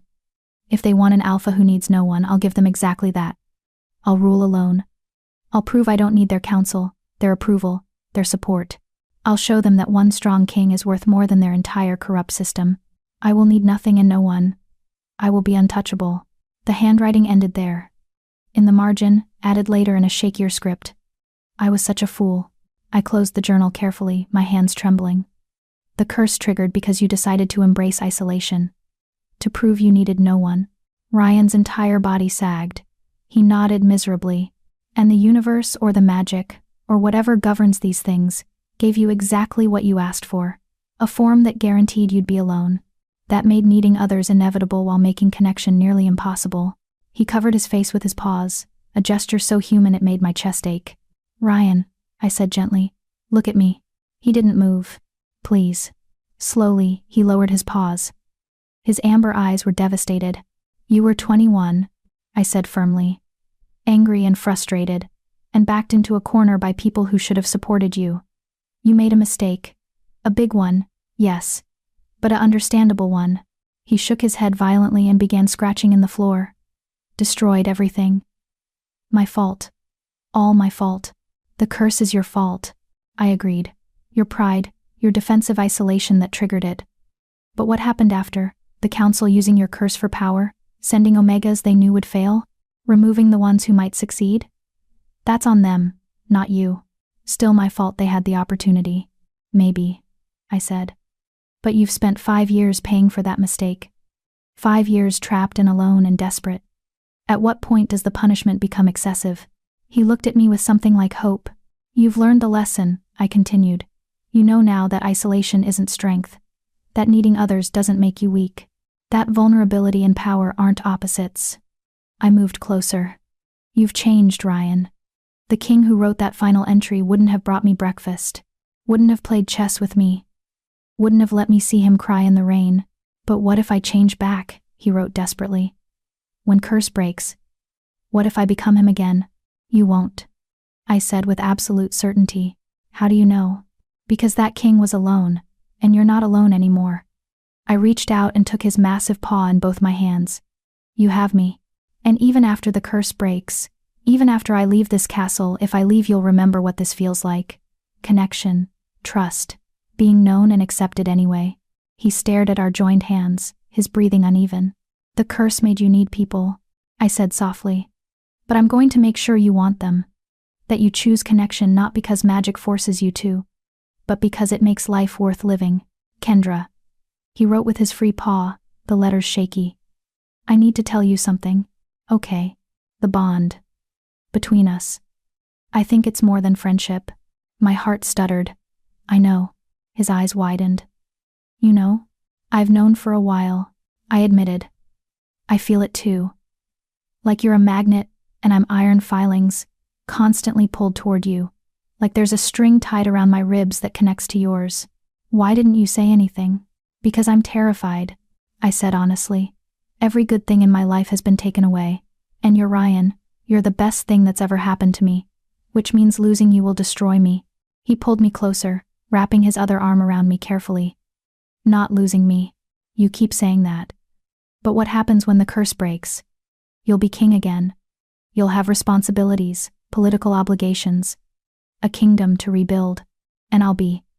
I swallowed hard. I'll be a defective omega with no place in that world. He pulled back enough to look at me, then began scratching urgently. You think I care about that? About defects or omega politics or what's proper? The council will care. Your people will care. Let them. He scratched the words so hard they gouged deep into the floor. You think after 5 years of being a monster I'm worried about propriety? But…" He pressed a claw gently to my lips, silencing me. Then he wrote, each letter careful and deliberate. "I love you." The world stopped. "Ryan, I love your intelligence. Your strength. Your refusal to be what others expect. I love how you see me, really see me, and stay anyway. I love your terrible singing. And your ruthless chess strategy. And the way you make me believe I can be better." Tears streamed down my face. "I can't, I don't." "You don't have to say it back." His claw was infinitely gentle, wiping my tears. "I just needed you to know. Whatever happens, curse breaks or not, council interferes or not, I love you. That's real. That's true." "You're an idiot," I said, laughing and crying simultaneously. "A beautiful, frustrating idiot." His ears perked up. "Beautiful?" "Yes, beautiful. Even like this. Especially like this, because this version of you is honest and vulnerable and real." I cupped his massive face in my hands. "And I love you too. I've been trying not to, trying to protect myself, but I love you anyway. You impossible, broken, perfect disaster of a king." He made a sound, joy and relief, and something primal, and pressed his forehead to mine. We stayed like that, breathing together, the confession hanging between us like magic. The bond I'd felt for weeks suddenly had a name, and naming it made it more powerful, more real, more terrifying. "What do we do now?" I whispered. "We break the curse. Together. And after, we figure it out. Together." He pulled back to look at me. "I meant it. You're not temporary. You're forever. Forever is a long time. Not long enough." I laughed, the sound watery but genuine. "You're going to make a terrible king. Far too sentimental. Good. The world has enough cold kings. It needs more who know how to love. The council will hate it. Let them." His eyes blazed with determination. "They've controlled me long enough. Time to show them what a real king looks like." "And what does a real king look like?" He wrote. "One who chooses connection over power. Vulnerability over invincibility. Love over loneliness. The antithesis of everything they taught you." "Exactly." I kissed his forehead, the only part of him I could reach easily, and felt him shudder. "We have 2 weeks left before they try to remove me," I said. "We need to break this curse and gather evidence against them. Can you think of anywhere they might have kept records? Correspondence about the previous Omegas?" Ryan's eyes sharpened. He nodded and gestured for me to follow. He led me to a part of the castle I hadn't explored, the old administrative wing. Dust coated everything, and the air smelled stale, but Ryan navigated it with purpose, stopping at a door sealed with magical locks. "Council chamber," he wrote. "Haven't been able to open it, magic keyed to human hands. But I can open it," I realized. He nodded. I placed my palm on the door. The locks shimmered, recognizing Omega magic, and clicked open. Inside was exactly what we needed. Files, correspondence, official records, years of documentation. "This is going to take all night," I said, looking at the volume. "I'll help," Ryan wrote. "You read. I'll organize." We worked through the night, Ryan moving documents into sorted piles while I read and took notes. What I found made my blood boil. Letters from the council discussing suitable Omega candidates, always choosing either fragile personalities or those too valuable to risk losing. Extraction orders timed suspiciously early. Notes about maintaining the arrangement and ensuring continued council authority. And most damning, a letter from Elder Doyle to the others, dated 3 years ago. "We must be cautious. The Beast King shows signs of learning the curse condition. He responds to the Omegas with increasing gentleness. If we send one intelligent enough to recognize this pattern, they might complete the bond before we can intervene. Recommend selecting only traditional, submissive Omegas going forward. Intelligence in Omegas is dangerous to our goals." I showed Ryan the letter. His growl shook the room. "They knew," I said. "They've known for years how to break your curse, and they've been actively preventing it. Treason," he wrote, his claw movements sharp with rage. "Yes. And we can prove it now." I gathered the most damning documents. "When the curse breaks, we present this evidence. They can't maintain power if everyone knows they deliberately kept their king imprisoned. When it breaks. Not if. When," I agreed, though fear still lingered. "But how?" The song revealed the condition: genuine connection built on vulnerability. We have that now. We've said we love each other.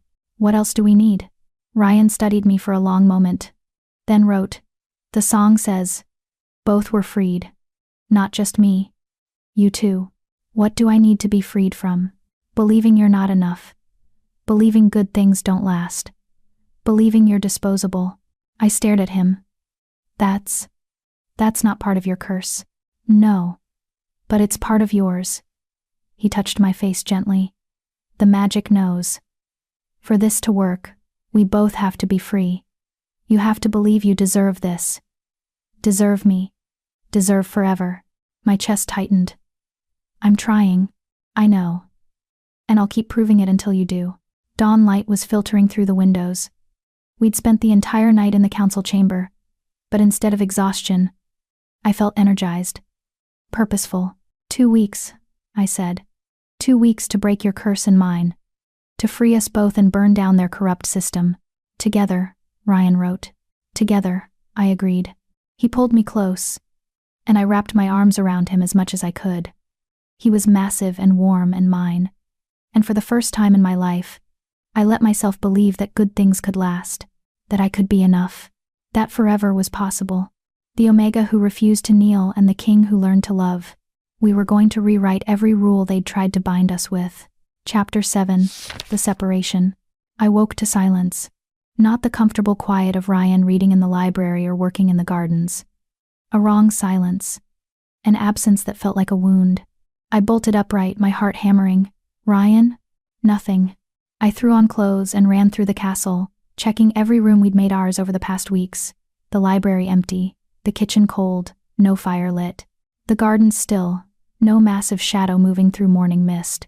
Panic clawed at my throat. Ryan. A paper on the entrance hall floor caught my eye. Official council seal.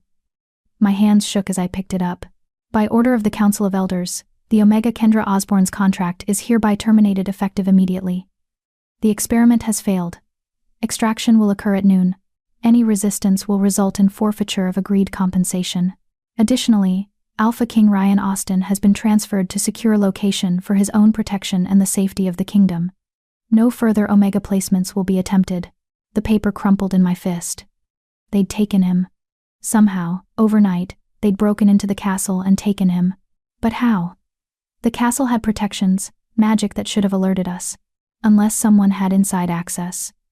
Unless the castle itself had been compromised from the beginning. I ran back to the council chamber where we'd found the evidence. The door stood open. The files we'd so carefully organized were gone. Every piece of documentation, every damning letter vanished. Of course.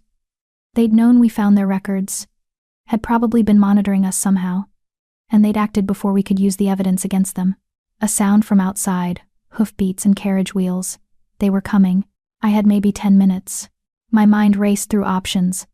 I could run, take nothing, disappear into the forest, start over somewhere the council's power didn't reach. But that meant abandoning Ryan. Letting them win, accepting that Omegas were disposable after all. Or I could stay and fight. The Omega who refused to kneel. I grabbed every book I could carry from the library, the ones on Omega magic, curse-breaking, ancient pact structures. Stuffed them in a bag along with my notes, Ryan's journal, anything that might help. If they'd destroyed the physical evidence, I'd rebuild the case from magical theory, prove what they'd done through the curse mechanics themselves. The front doors burst open. Elder Doyle strode in with 4 guards, his expression triumphant. "Miss Osborne, your time here is complete." "My contract specified 1 year," I said coldly. "It's been 5 weeks.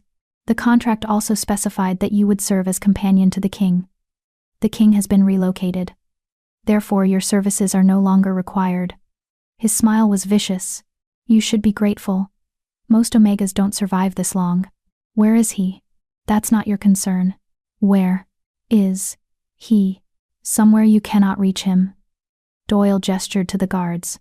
"Escort Miss Osborne to the carriage. Use force if necessary." The guards moved toward me. I stood my ground, mind calculating odds. 4 trained fighters versus 1 Omega who'd never shifted. In a physical fight, I'd lose. But I'd learned from Ryan. Strength came in many forms. "Before I go," I said, "there's something you should know." Doyle's eyes narrowed. "Nothing you say will change. The curse condition. I know what it is, and I know you've been preventing it from being fulfilled for 5 years. His face went carefully blank. Ridiculous. Genuine connection built on mutual vulnerability. That's what breaks it. Every Omega who got close to achieving that with Ryan was removed before completion. You've been deliberately keeping your king cursed to maintain your own power. I smiled coldly. That's treason. Prove it. I can. The evidence is hidden where you'll never find it. A lie, but a necessary one. And if anything happens to me or Ryan, instructions have been left to reveal everything to the other packs. Another lie. But Doyle didn't know that. His jaw clenched. You're bluffing. Am I? You know I spent weeks in the archives before coming here. You know I had access to the council chamber. Are you willing to bet your entire power structure that I didn't make copies? That I didn't send information to allies you don't know about? Doubt flickered across his face. Good. Here's my counteroffer, I said. You give me 1 week. 1 week with Ryan uninterrupted. If I can't break the curse in that time, I leave willingly, and you never hear from me again. But if I succeed when I succeed, the truth comes out. All of it. Unacceptable. Then I start talking now.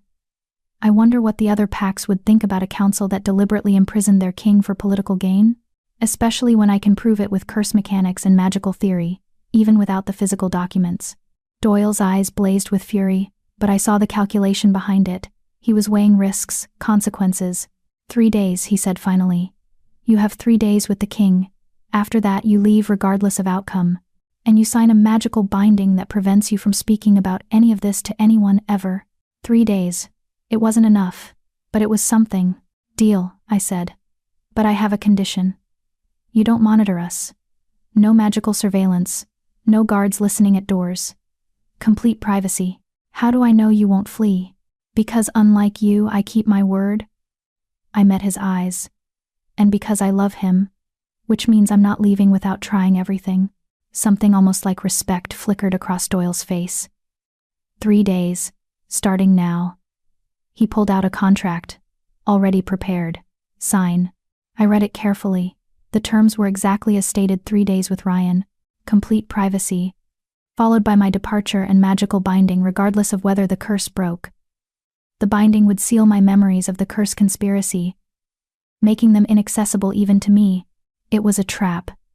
Even if I broke Ryan's curse, I'd forget the evidence needed to prove the council's treason. They'd claim credit for finally finding the right Omega. Ryan would be freed but without knowledge of their manipulation, and I'd be silenced forever. But 3 days was 3 days. And I'd learned to be strategic. I signed. Magic flared, sealing the contract. Doyle smiled coldly. The beast is being held in the Western Tower. You have until sunset 3 days from now. After that you will never see him again. Understood. He gestured to the guards. Take her to the tower. Then seal the entrance. No one in or out until time expires. They left me at the tower door with my bag of books, and nothing else. The moment I entered, magical locks clicked into place behind me. No way out now except forward. Ryan? I called, climbing the spiral stairs. A howl answered, anguished, desperate. I ran. The tower room was circular, bare stone, with heavy chains bolted to the walls. Ryan was bound with enchanted restraints, the magic glowing faintly around his wrists and ankles. He'd clearly been fighting them. The stone around the bolts was cracked and gouged. When he saw me, he made a sound that broke my heart. I'm here, I said, dropping my bag and running to him. I'm here. Let me. I tried to touch the restraints, and magic shocked me, throwing me backward. Ryan roared, straining against the chains. It's okay, I said, forcing myself to stand despite the pain. I'm fine. Don't hurt yourself. He stopped struggling, his amber eyes devastated. There were new wounds on him, cuts and burns from fighting the guards, exhaustion in every line of his massive body. They're afraid, I told him. Afraid of what we discovered. Afraid of what we're building together. So they're trying to break us before we can break your curse. He huffed, bitterly succeeding. No, I said firmly. They gave me 3 days. 3 days with you, alone, to try breaking the curse. They think it's not enough time. They're wrong. His ears pricked forward. Hope warred with doubt in his expression. We already have everything we need, I continued. moving closer but not touching. The chain's magic was clearly set to harm anyone who tried to free him. The bond is real. The love is real. We've both learned our lessons, you about vulnerability, me about, I swallowed hard, about deserving good things. Do you, he wrote with one restrained claw against the stone floor, believe you deserve this? I'm trying to. Not enough. You have to know. Then help me know, I said desperately. We have 3 days. Teach me how to believe I'm enough. He looked at me for a long moment, then wrote, sit, talk, tell me everything you think makes you not enough. That could take hours. We have 3 days. Start talking. I sat against the wall opposite him and began. I told him about every rejection, every disappointment, every moment someone had looked at me with disgust or pity, my father's constant criticism, Scott's betrayal, Martha's casual cruelty disguised as concern, the pack members who'd whispered defective loud enough for me to hear, the healers who'd confirmed I'd never bear children with apologetic faces that said you're broken. Ryan listened to all of it, his eyes never leaving mine. When I cried, he made soft sounds of comfort.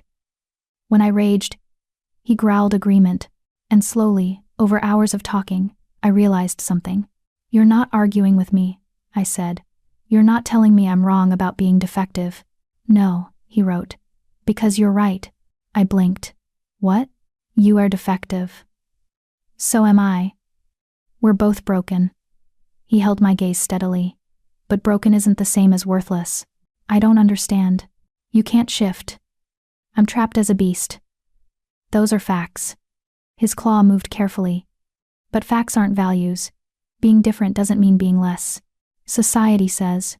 Society is wrong. He scratched harder, emphatic. Society said I should rule alone. That needing others was weakness. Society was wrong about me too. I stared at him. You're saying my defects don't matter? I'm saying your defects are part of you, not all of you, not even the most important parts. He gestured at me with his restrained paw. You're intelligent, strategic, brave, compassionate. You see people clearly. You fight for what's right. You refuse to kneel. Those things don't cancel out being unable to shift or have children. No, but they matter more. His eyes burned with intensity. Kendra, I don't love you despite your defects. I love you including them. All of you. Every part. My breath caught. How? Because love isn't about perfection. It's about seeing someone fully and choosing them anyway. He shifted. The chains clinking. You see me as a beast and love me. I see you as defective and love you. We both choose the reality over the fantasy. But what if? No. He cut me off. No more what ifs. I've spent 5 years in what ifs. What if the curse breaks? What if it doesn't? What if I'm alone forever? What ifs are torture? Then what do we focus on? What is? He wrote the words slowly, deliberately. What is? I love you. What is? You love me. What is? We have 3 days. What is? We're going to try. I felt something shift in my chest.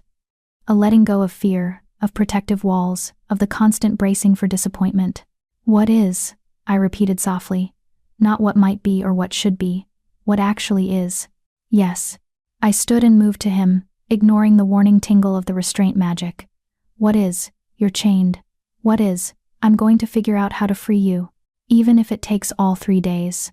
He touched my face carefully with one claw, the chains limiting his movement. What is? We're not alone anymore. What is? We're going to break this curse. What is, even if we don't? It was worth it. I kissed his muzzle gently, and he made that deep purring sound I'd come to love. It was worth it. I agreed. But we're still going to succeed. How? I don't know yet.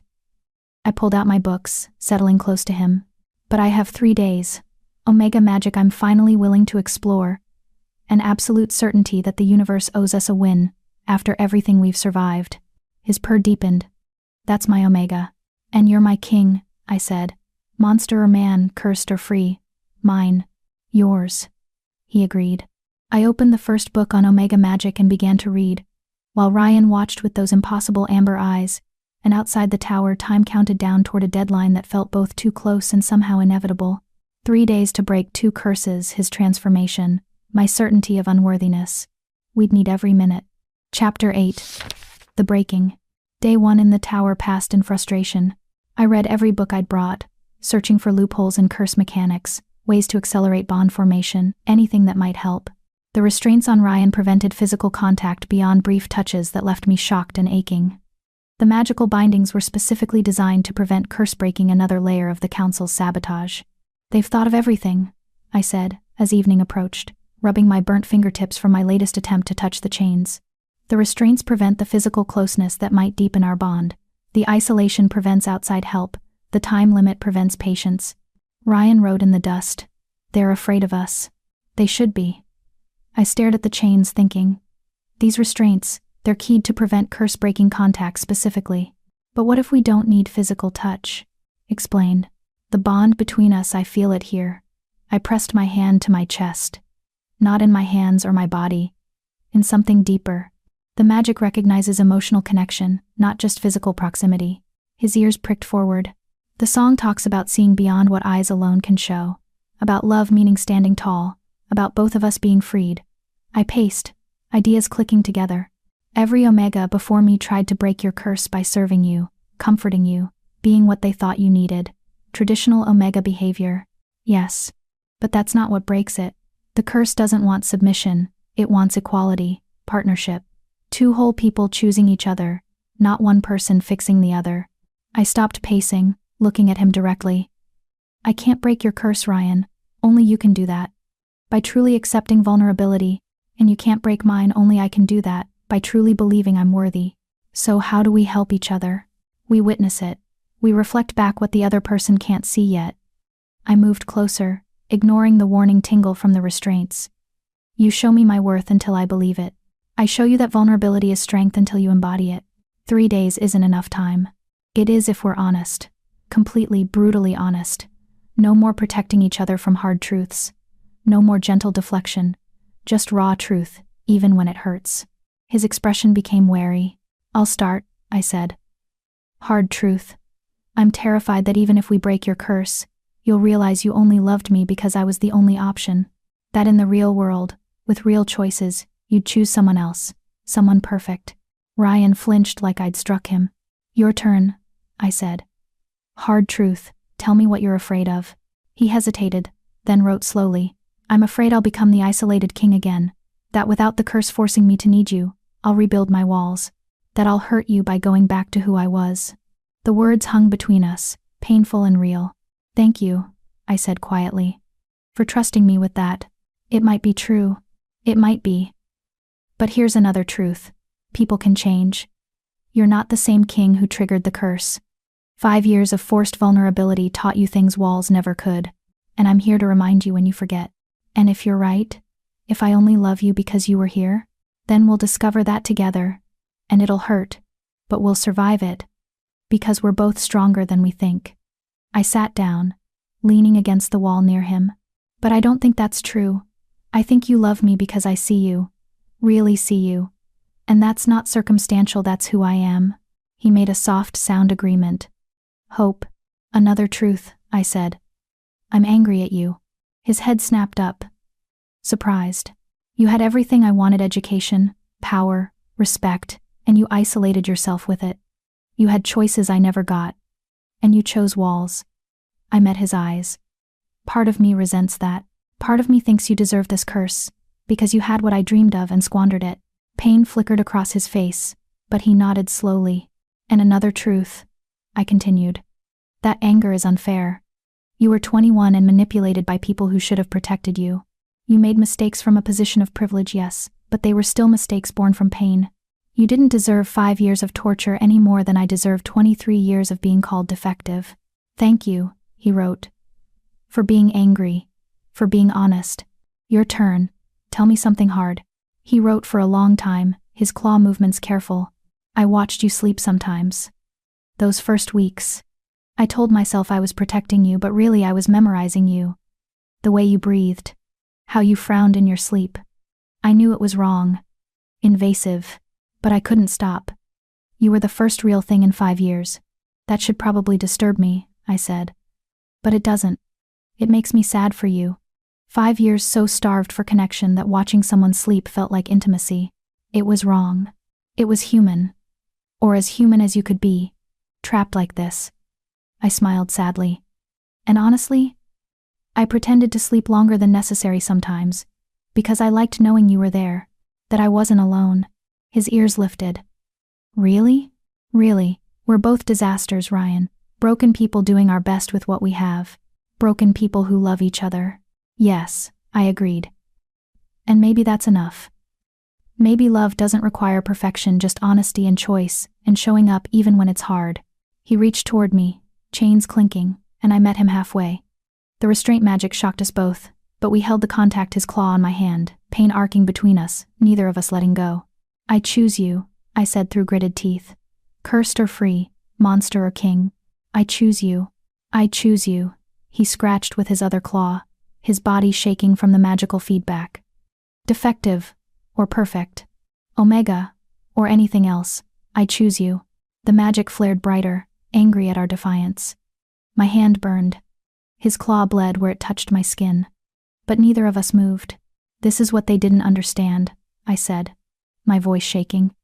The curse wants vulnerability. Yes. But not passive acceptance. Active choice. Choosing connection even when it hurts. Even when it's dangerous. Even when it would be easier to let go. The restraints glowed white-hot. Ryan roared in pain but held on. The Omega, who refused to kneel, I gasped. Taught him that love means standing tall. We're both standing, Ryan. Even chained.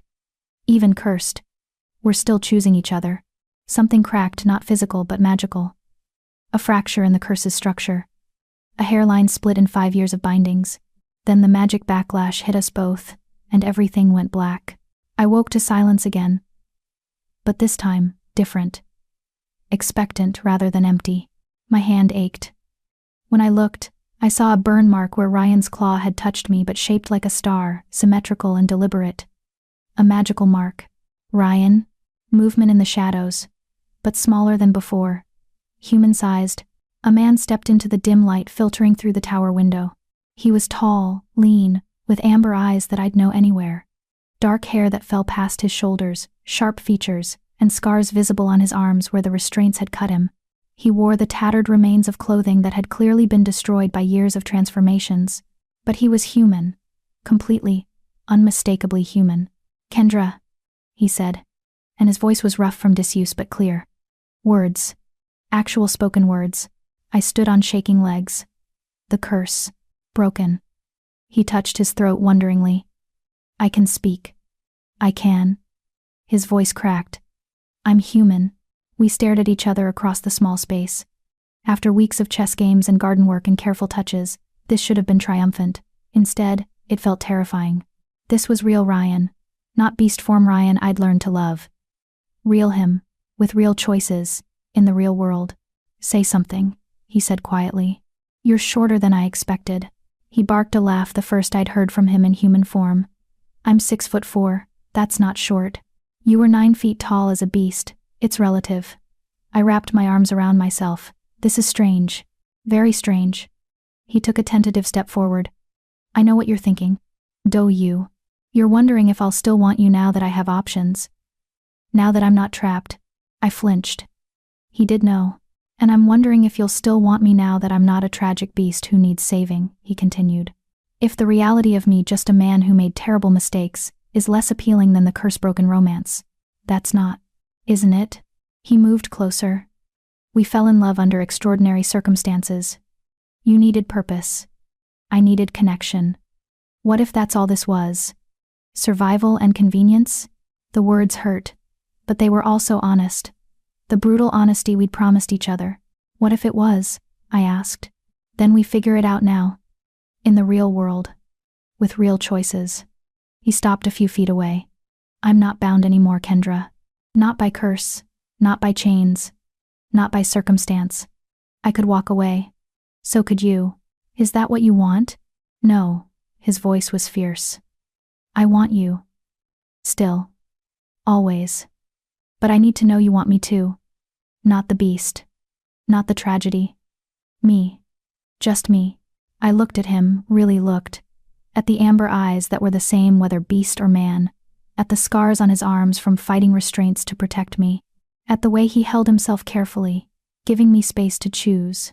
He was the man who'd brought me breakfast, who'd played chess with me, who'd shown me his garden, who'd written "I love you" in ash and meant it. Beast or human didn't matter. This was Ryan. "I want you," I said. "Just you. Not the curse or the tragedy or any of it. You, with your walls you're learning to lower, your mistakes you're trying to fix, your capacity for love you're learning to trust." Something in his expression cracked open. "You're sure?" "I'm terrified.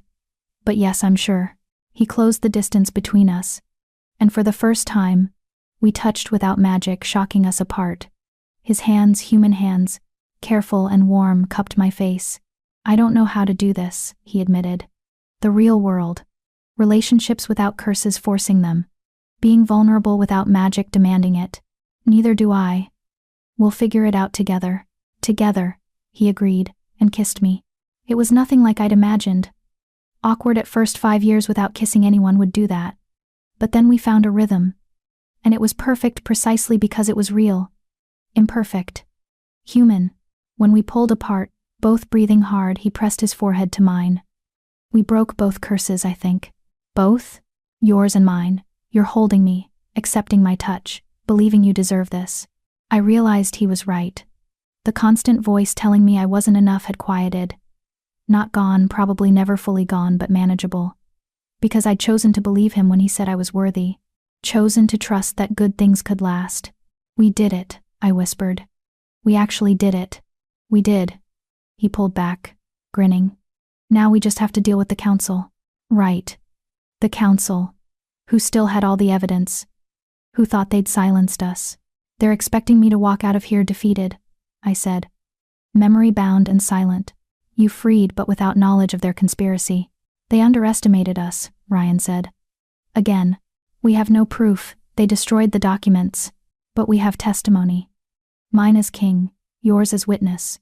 We have the curse mechanics that prove they knew how to break it and prevented it.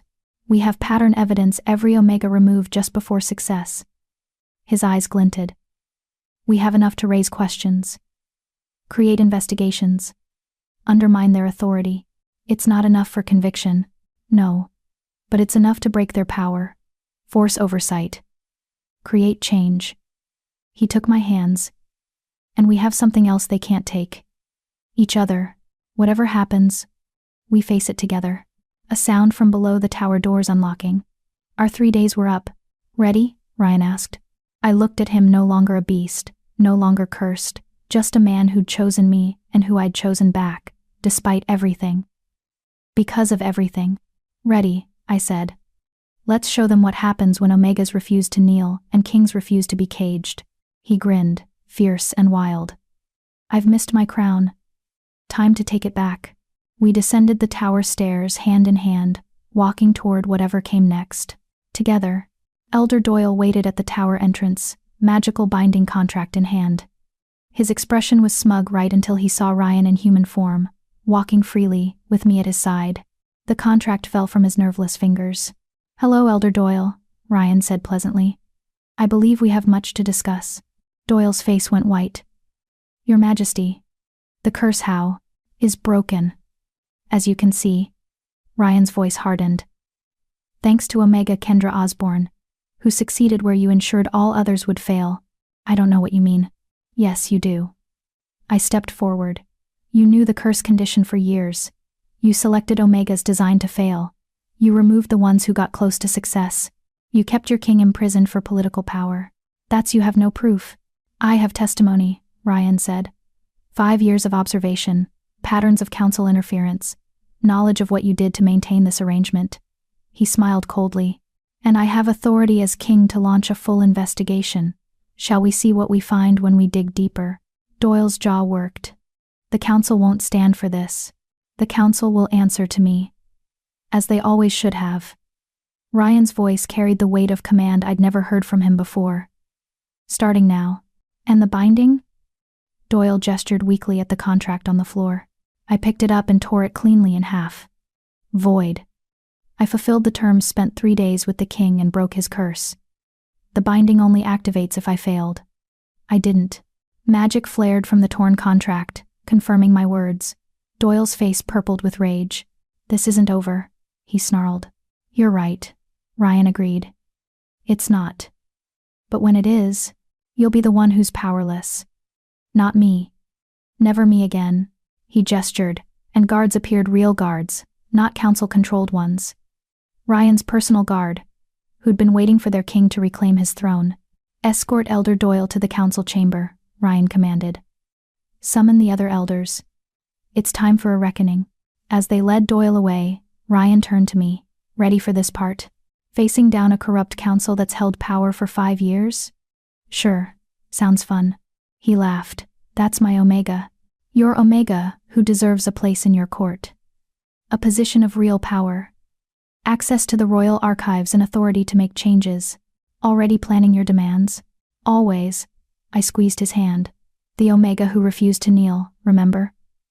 I'm not stopping now." His eyes blazed with pride and love. "I wouldn't want you to." We walked toward the council chamber together, King and Omega, cursed no more, ready to break every corrupt system that had tried to break us. The real work was just beginning, but we'd spent weeks learning how to be honest, how to be vulnerable, how to choose each other even when it was hard. Facing down a council would be easy compared to breaking curses of the heart. And we'd already proven we were very good at breaking what shouldn't be broken. Epilogue: The Kingdom Remade.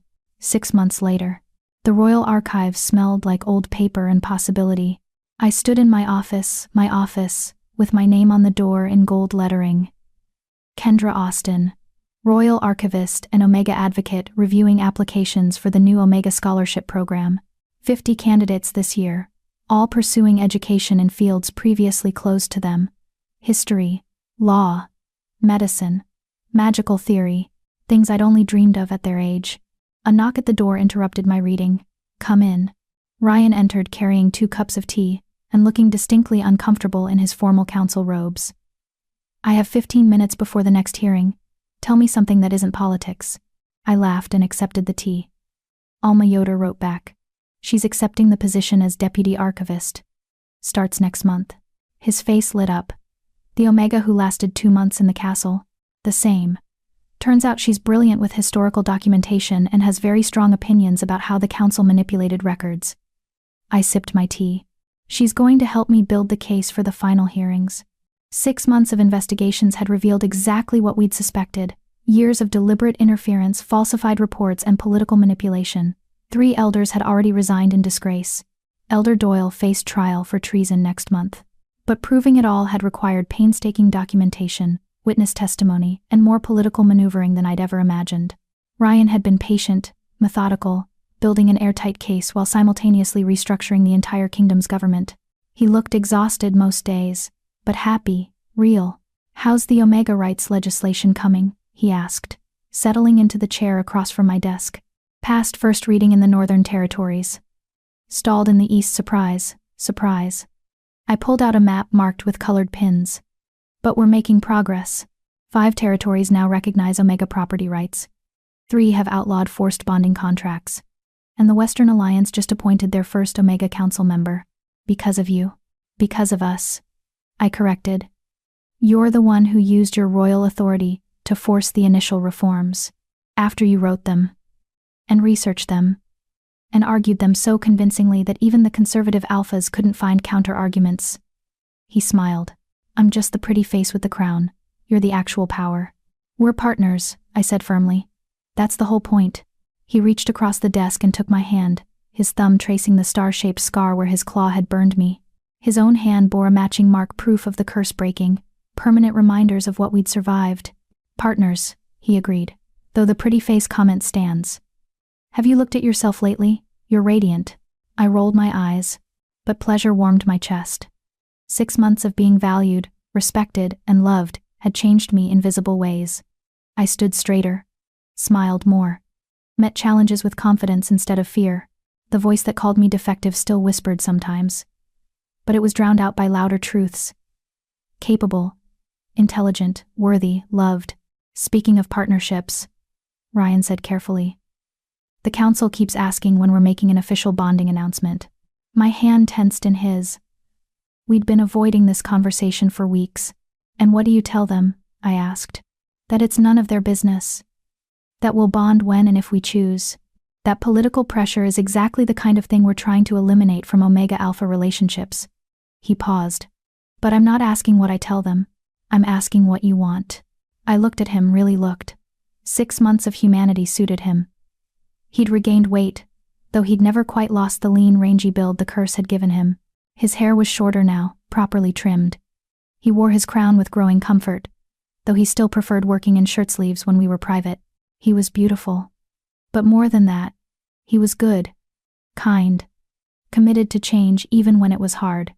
Still learning to be vulnerable, still working on lowering his walls, but trying every day.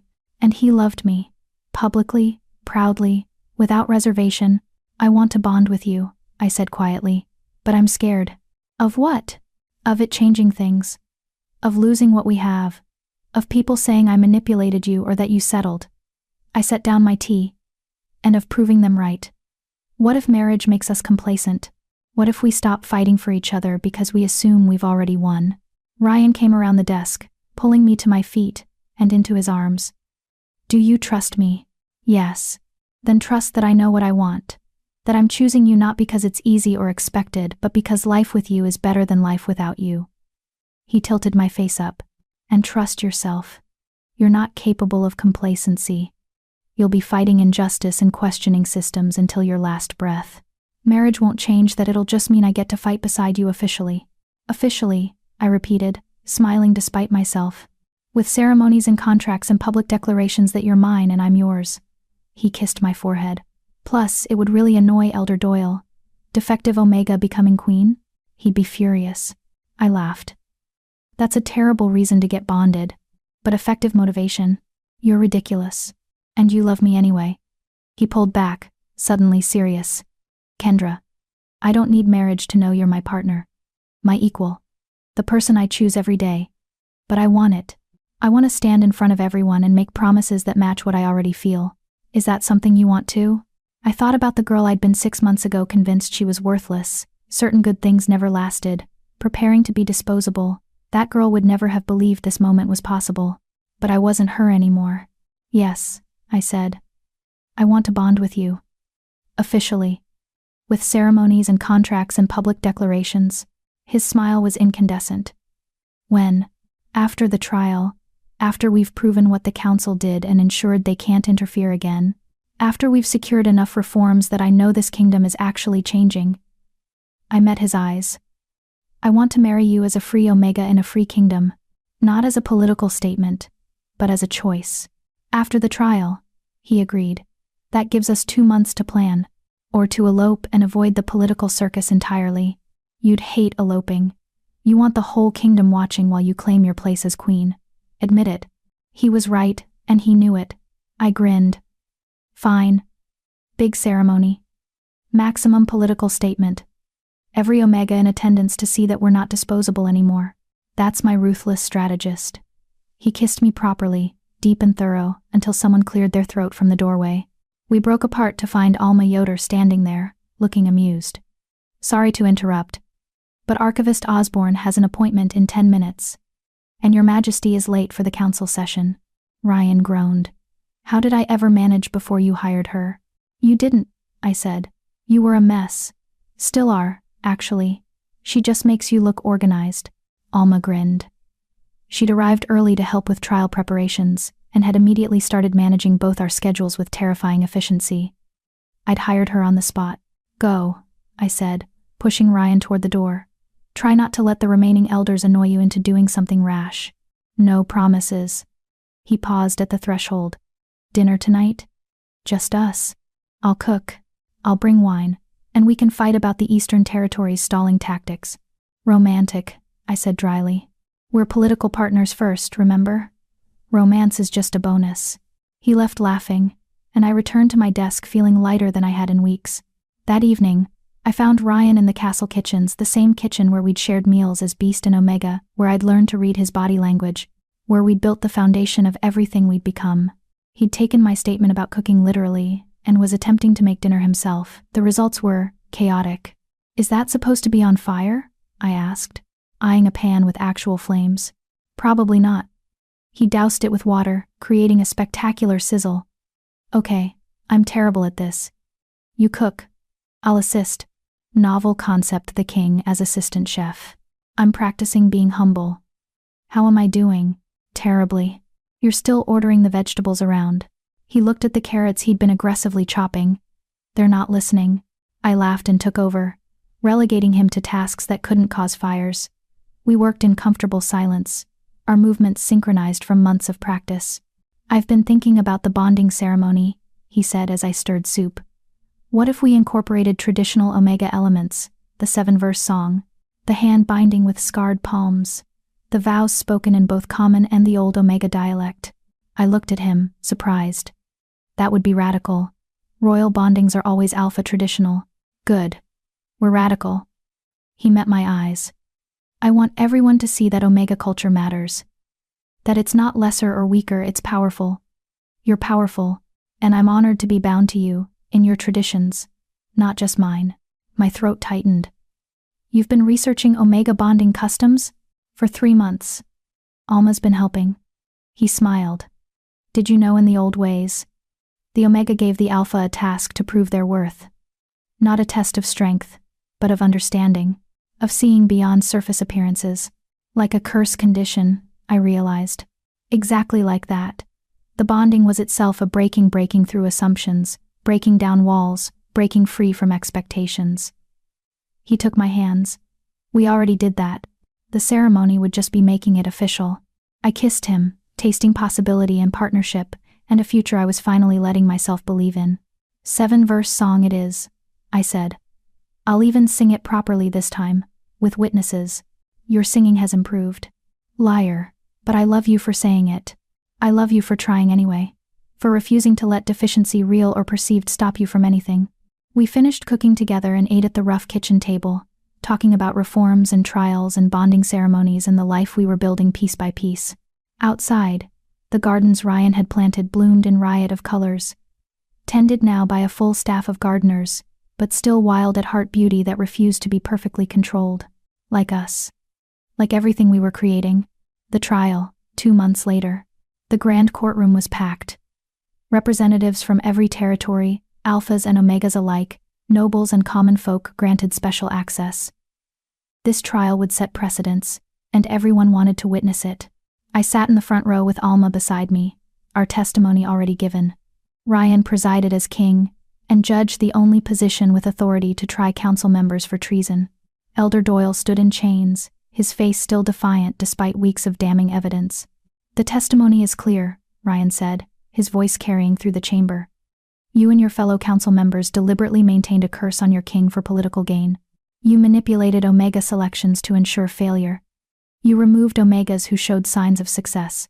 You falsified records and suppressed information about curse-breaking mechanics. I did what was necessary. Doyle spat. You were a child playing at kingship. Someone had to maintain order. By imprisoning me? By sacrificing Omegas to maintain your power? Ryan's voice was cold. You didn't maintain order. You corrupted it. Those Omegas knew the risks. They knew nothing. You lied to them and their families, sent them into situations designed to break them while claiming to help. Ryan leaned forward. How many, Elder Doyle, how many Omegas were damaged by your scheme? Silence. Doyle's jaw worked, but he couldn't answer. 14, I said, standing. 14 Omegas sent over 5 years. 3 died officially from accidents, but the timing suggests otherwise. 6 were institutionalized for mental breaks. 5 returned to their packs traumatized and unable to function. And I was the 15th, sent with a contract designed to silence me even if I succeeded. The courtroom erupted in whispers. The numbers, presented plainly, were damning. 14 lives destroyed, Ryan said. For 5 years of corrupt power, for political control you had no right to maintain. He looked at Doyle with something like pity. You taught me that needing others was weakness. You were wrong. The only weakness here is your inability to recognize strength in any form but domination. And what will you do, Your Majesty? Doyle sneered. Execute me? Make me a martyr? No, Ryan said calmly. I'll do what you taught me to fear. I'll show mercy. Exile rather than execution. Stripped of title and power, but alive to see everything you tried to prevent. Omega rights expanding, power structures reforming, the kingdom thriving without your corruption. He stood. Elder Timothy Doyle. You are found guilty of treason, conspiracy, and crimes against Omegas. You are hereby exiled from this kingdom permanently. Your assets are forfeit, to be distributed as reparations to the Omegas and families you harmed. And your name will be recorded in history not as a powerful elder, but as the embodiment of everything we've risen above. Guards led Doyle away, still sputtering protests. But they sounded hollow now. He'd lost, and he knew it. Ryan descended from the throne and came to me. It's done. It's done, I agreed. We walked out together, through a courtroom full of witnesses who'd seen justice served and power checked, and an Omega standing equal beside her king. The real work would continue: reforms to implement, structures to rebuild, minds to change. But we'd proven it was possible, and that was everything. The bonding ceremony, 1 week later. I wore white traditional for Omegas. But the dress was my own design. Practical enough to move in, beautiful enough to make a statement, with embroidered stars marking my shoulders where Ryan's mark lived on my skin. The ceremony took place in the castle gardens, among the roses we'd untangled together. Every Omega in the capital had been invited, along with representatives from territories kingdom-wide. Ryan waited at the garden's heart, wearing formal robes but with his feet bare in the grass Omega tradition, staying connected to earth and growth. When he saw me, his face transformed with joy. Alma walked beside me as witness, not giving me away. I belonged to myself but standing with me, supporting my choice. You look terrified, she whispered. I am terrified. Good. Means it matters. We reached Ryan, and she stepped back. He took my hands, scarred palms against scarred palms. Ready? He asked quietly. Ready. The ceremony elder A Omega I'd personally selected began the traditional words, but when it came time for vows, we'd written our own. I vow to see you, I said. Not the king, not the curse, not the expectations, but you.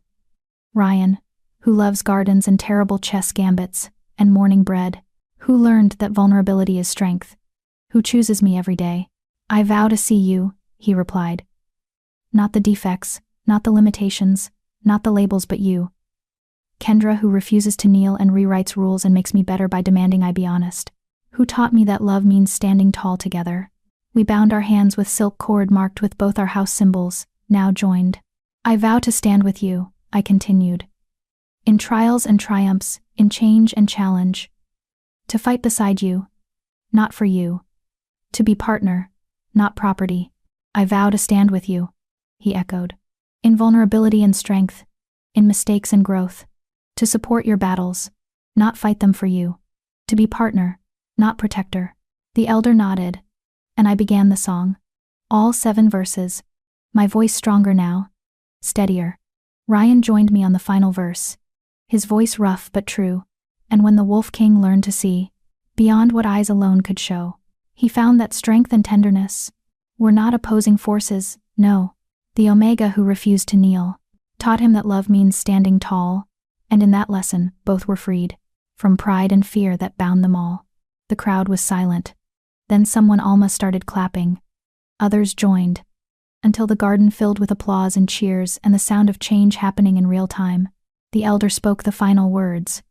By tradition old and new, by choice free and clear, I declare you bonded, King and Omega, partners in all things.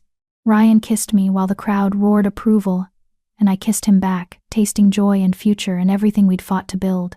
When we broke apart, he whispered, "Thank you." For what?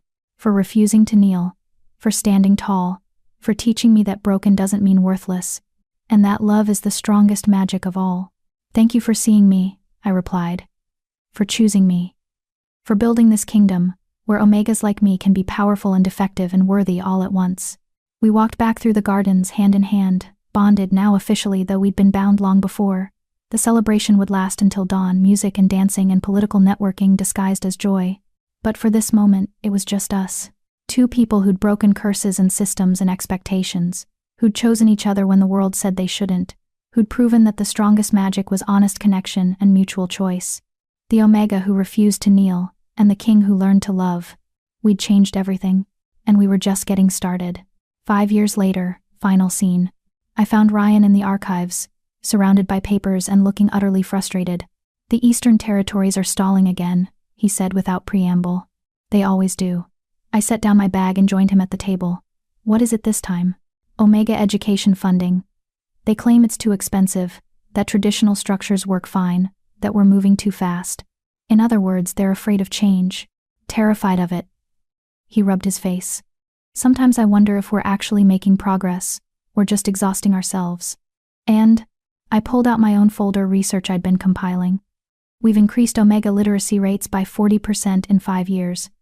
Established schools in 12 territories, passed property rights legislation in 8 kingdoms, appointed 17 Omegas to previously Alpha-only positions, created legal frameworks for Omega-initiated bonding dissolution, and inspired reform movements in 6 neighboring nations. He looked at the numbers, then at me. You keep track of all this? Someone has to. You get discouraged and forget what we've accomplished. I smiled. That's my job, reminding you that slow progress is still progress. That changing centuries of oppression takes time. That we're winning even when it doesn't feel like it. He pulled me into his lap. Have I mentioned that I love you? Not since breakfast. You're slipping. I love you.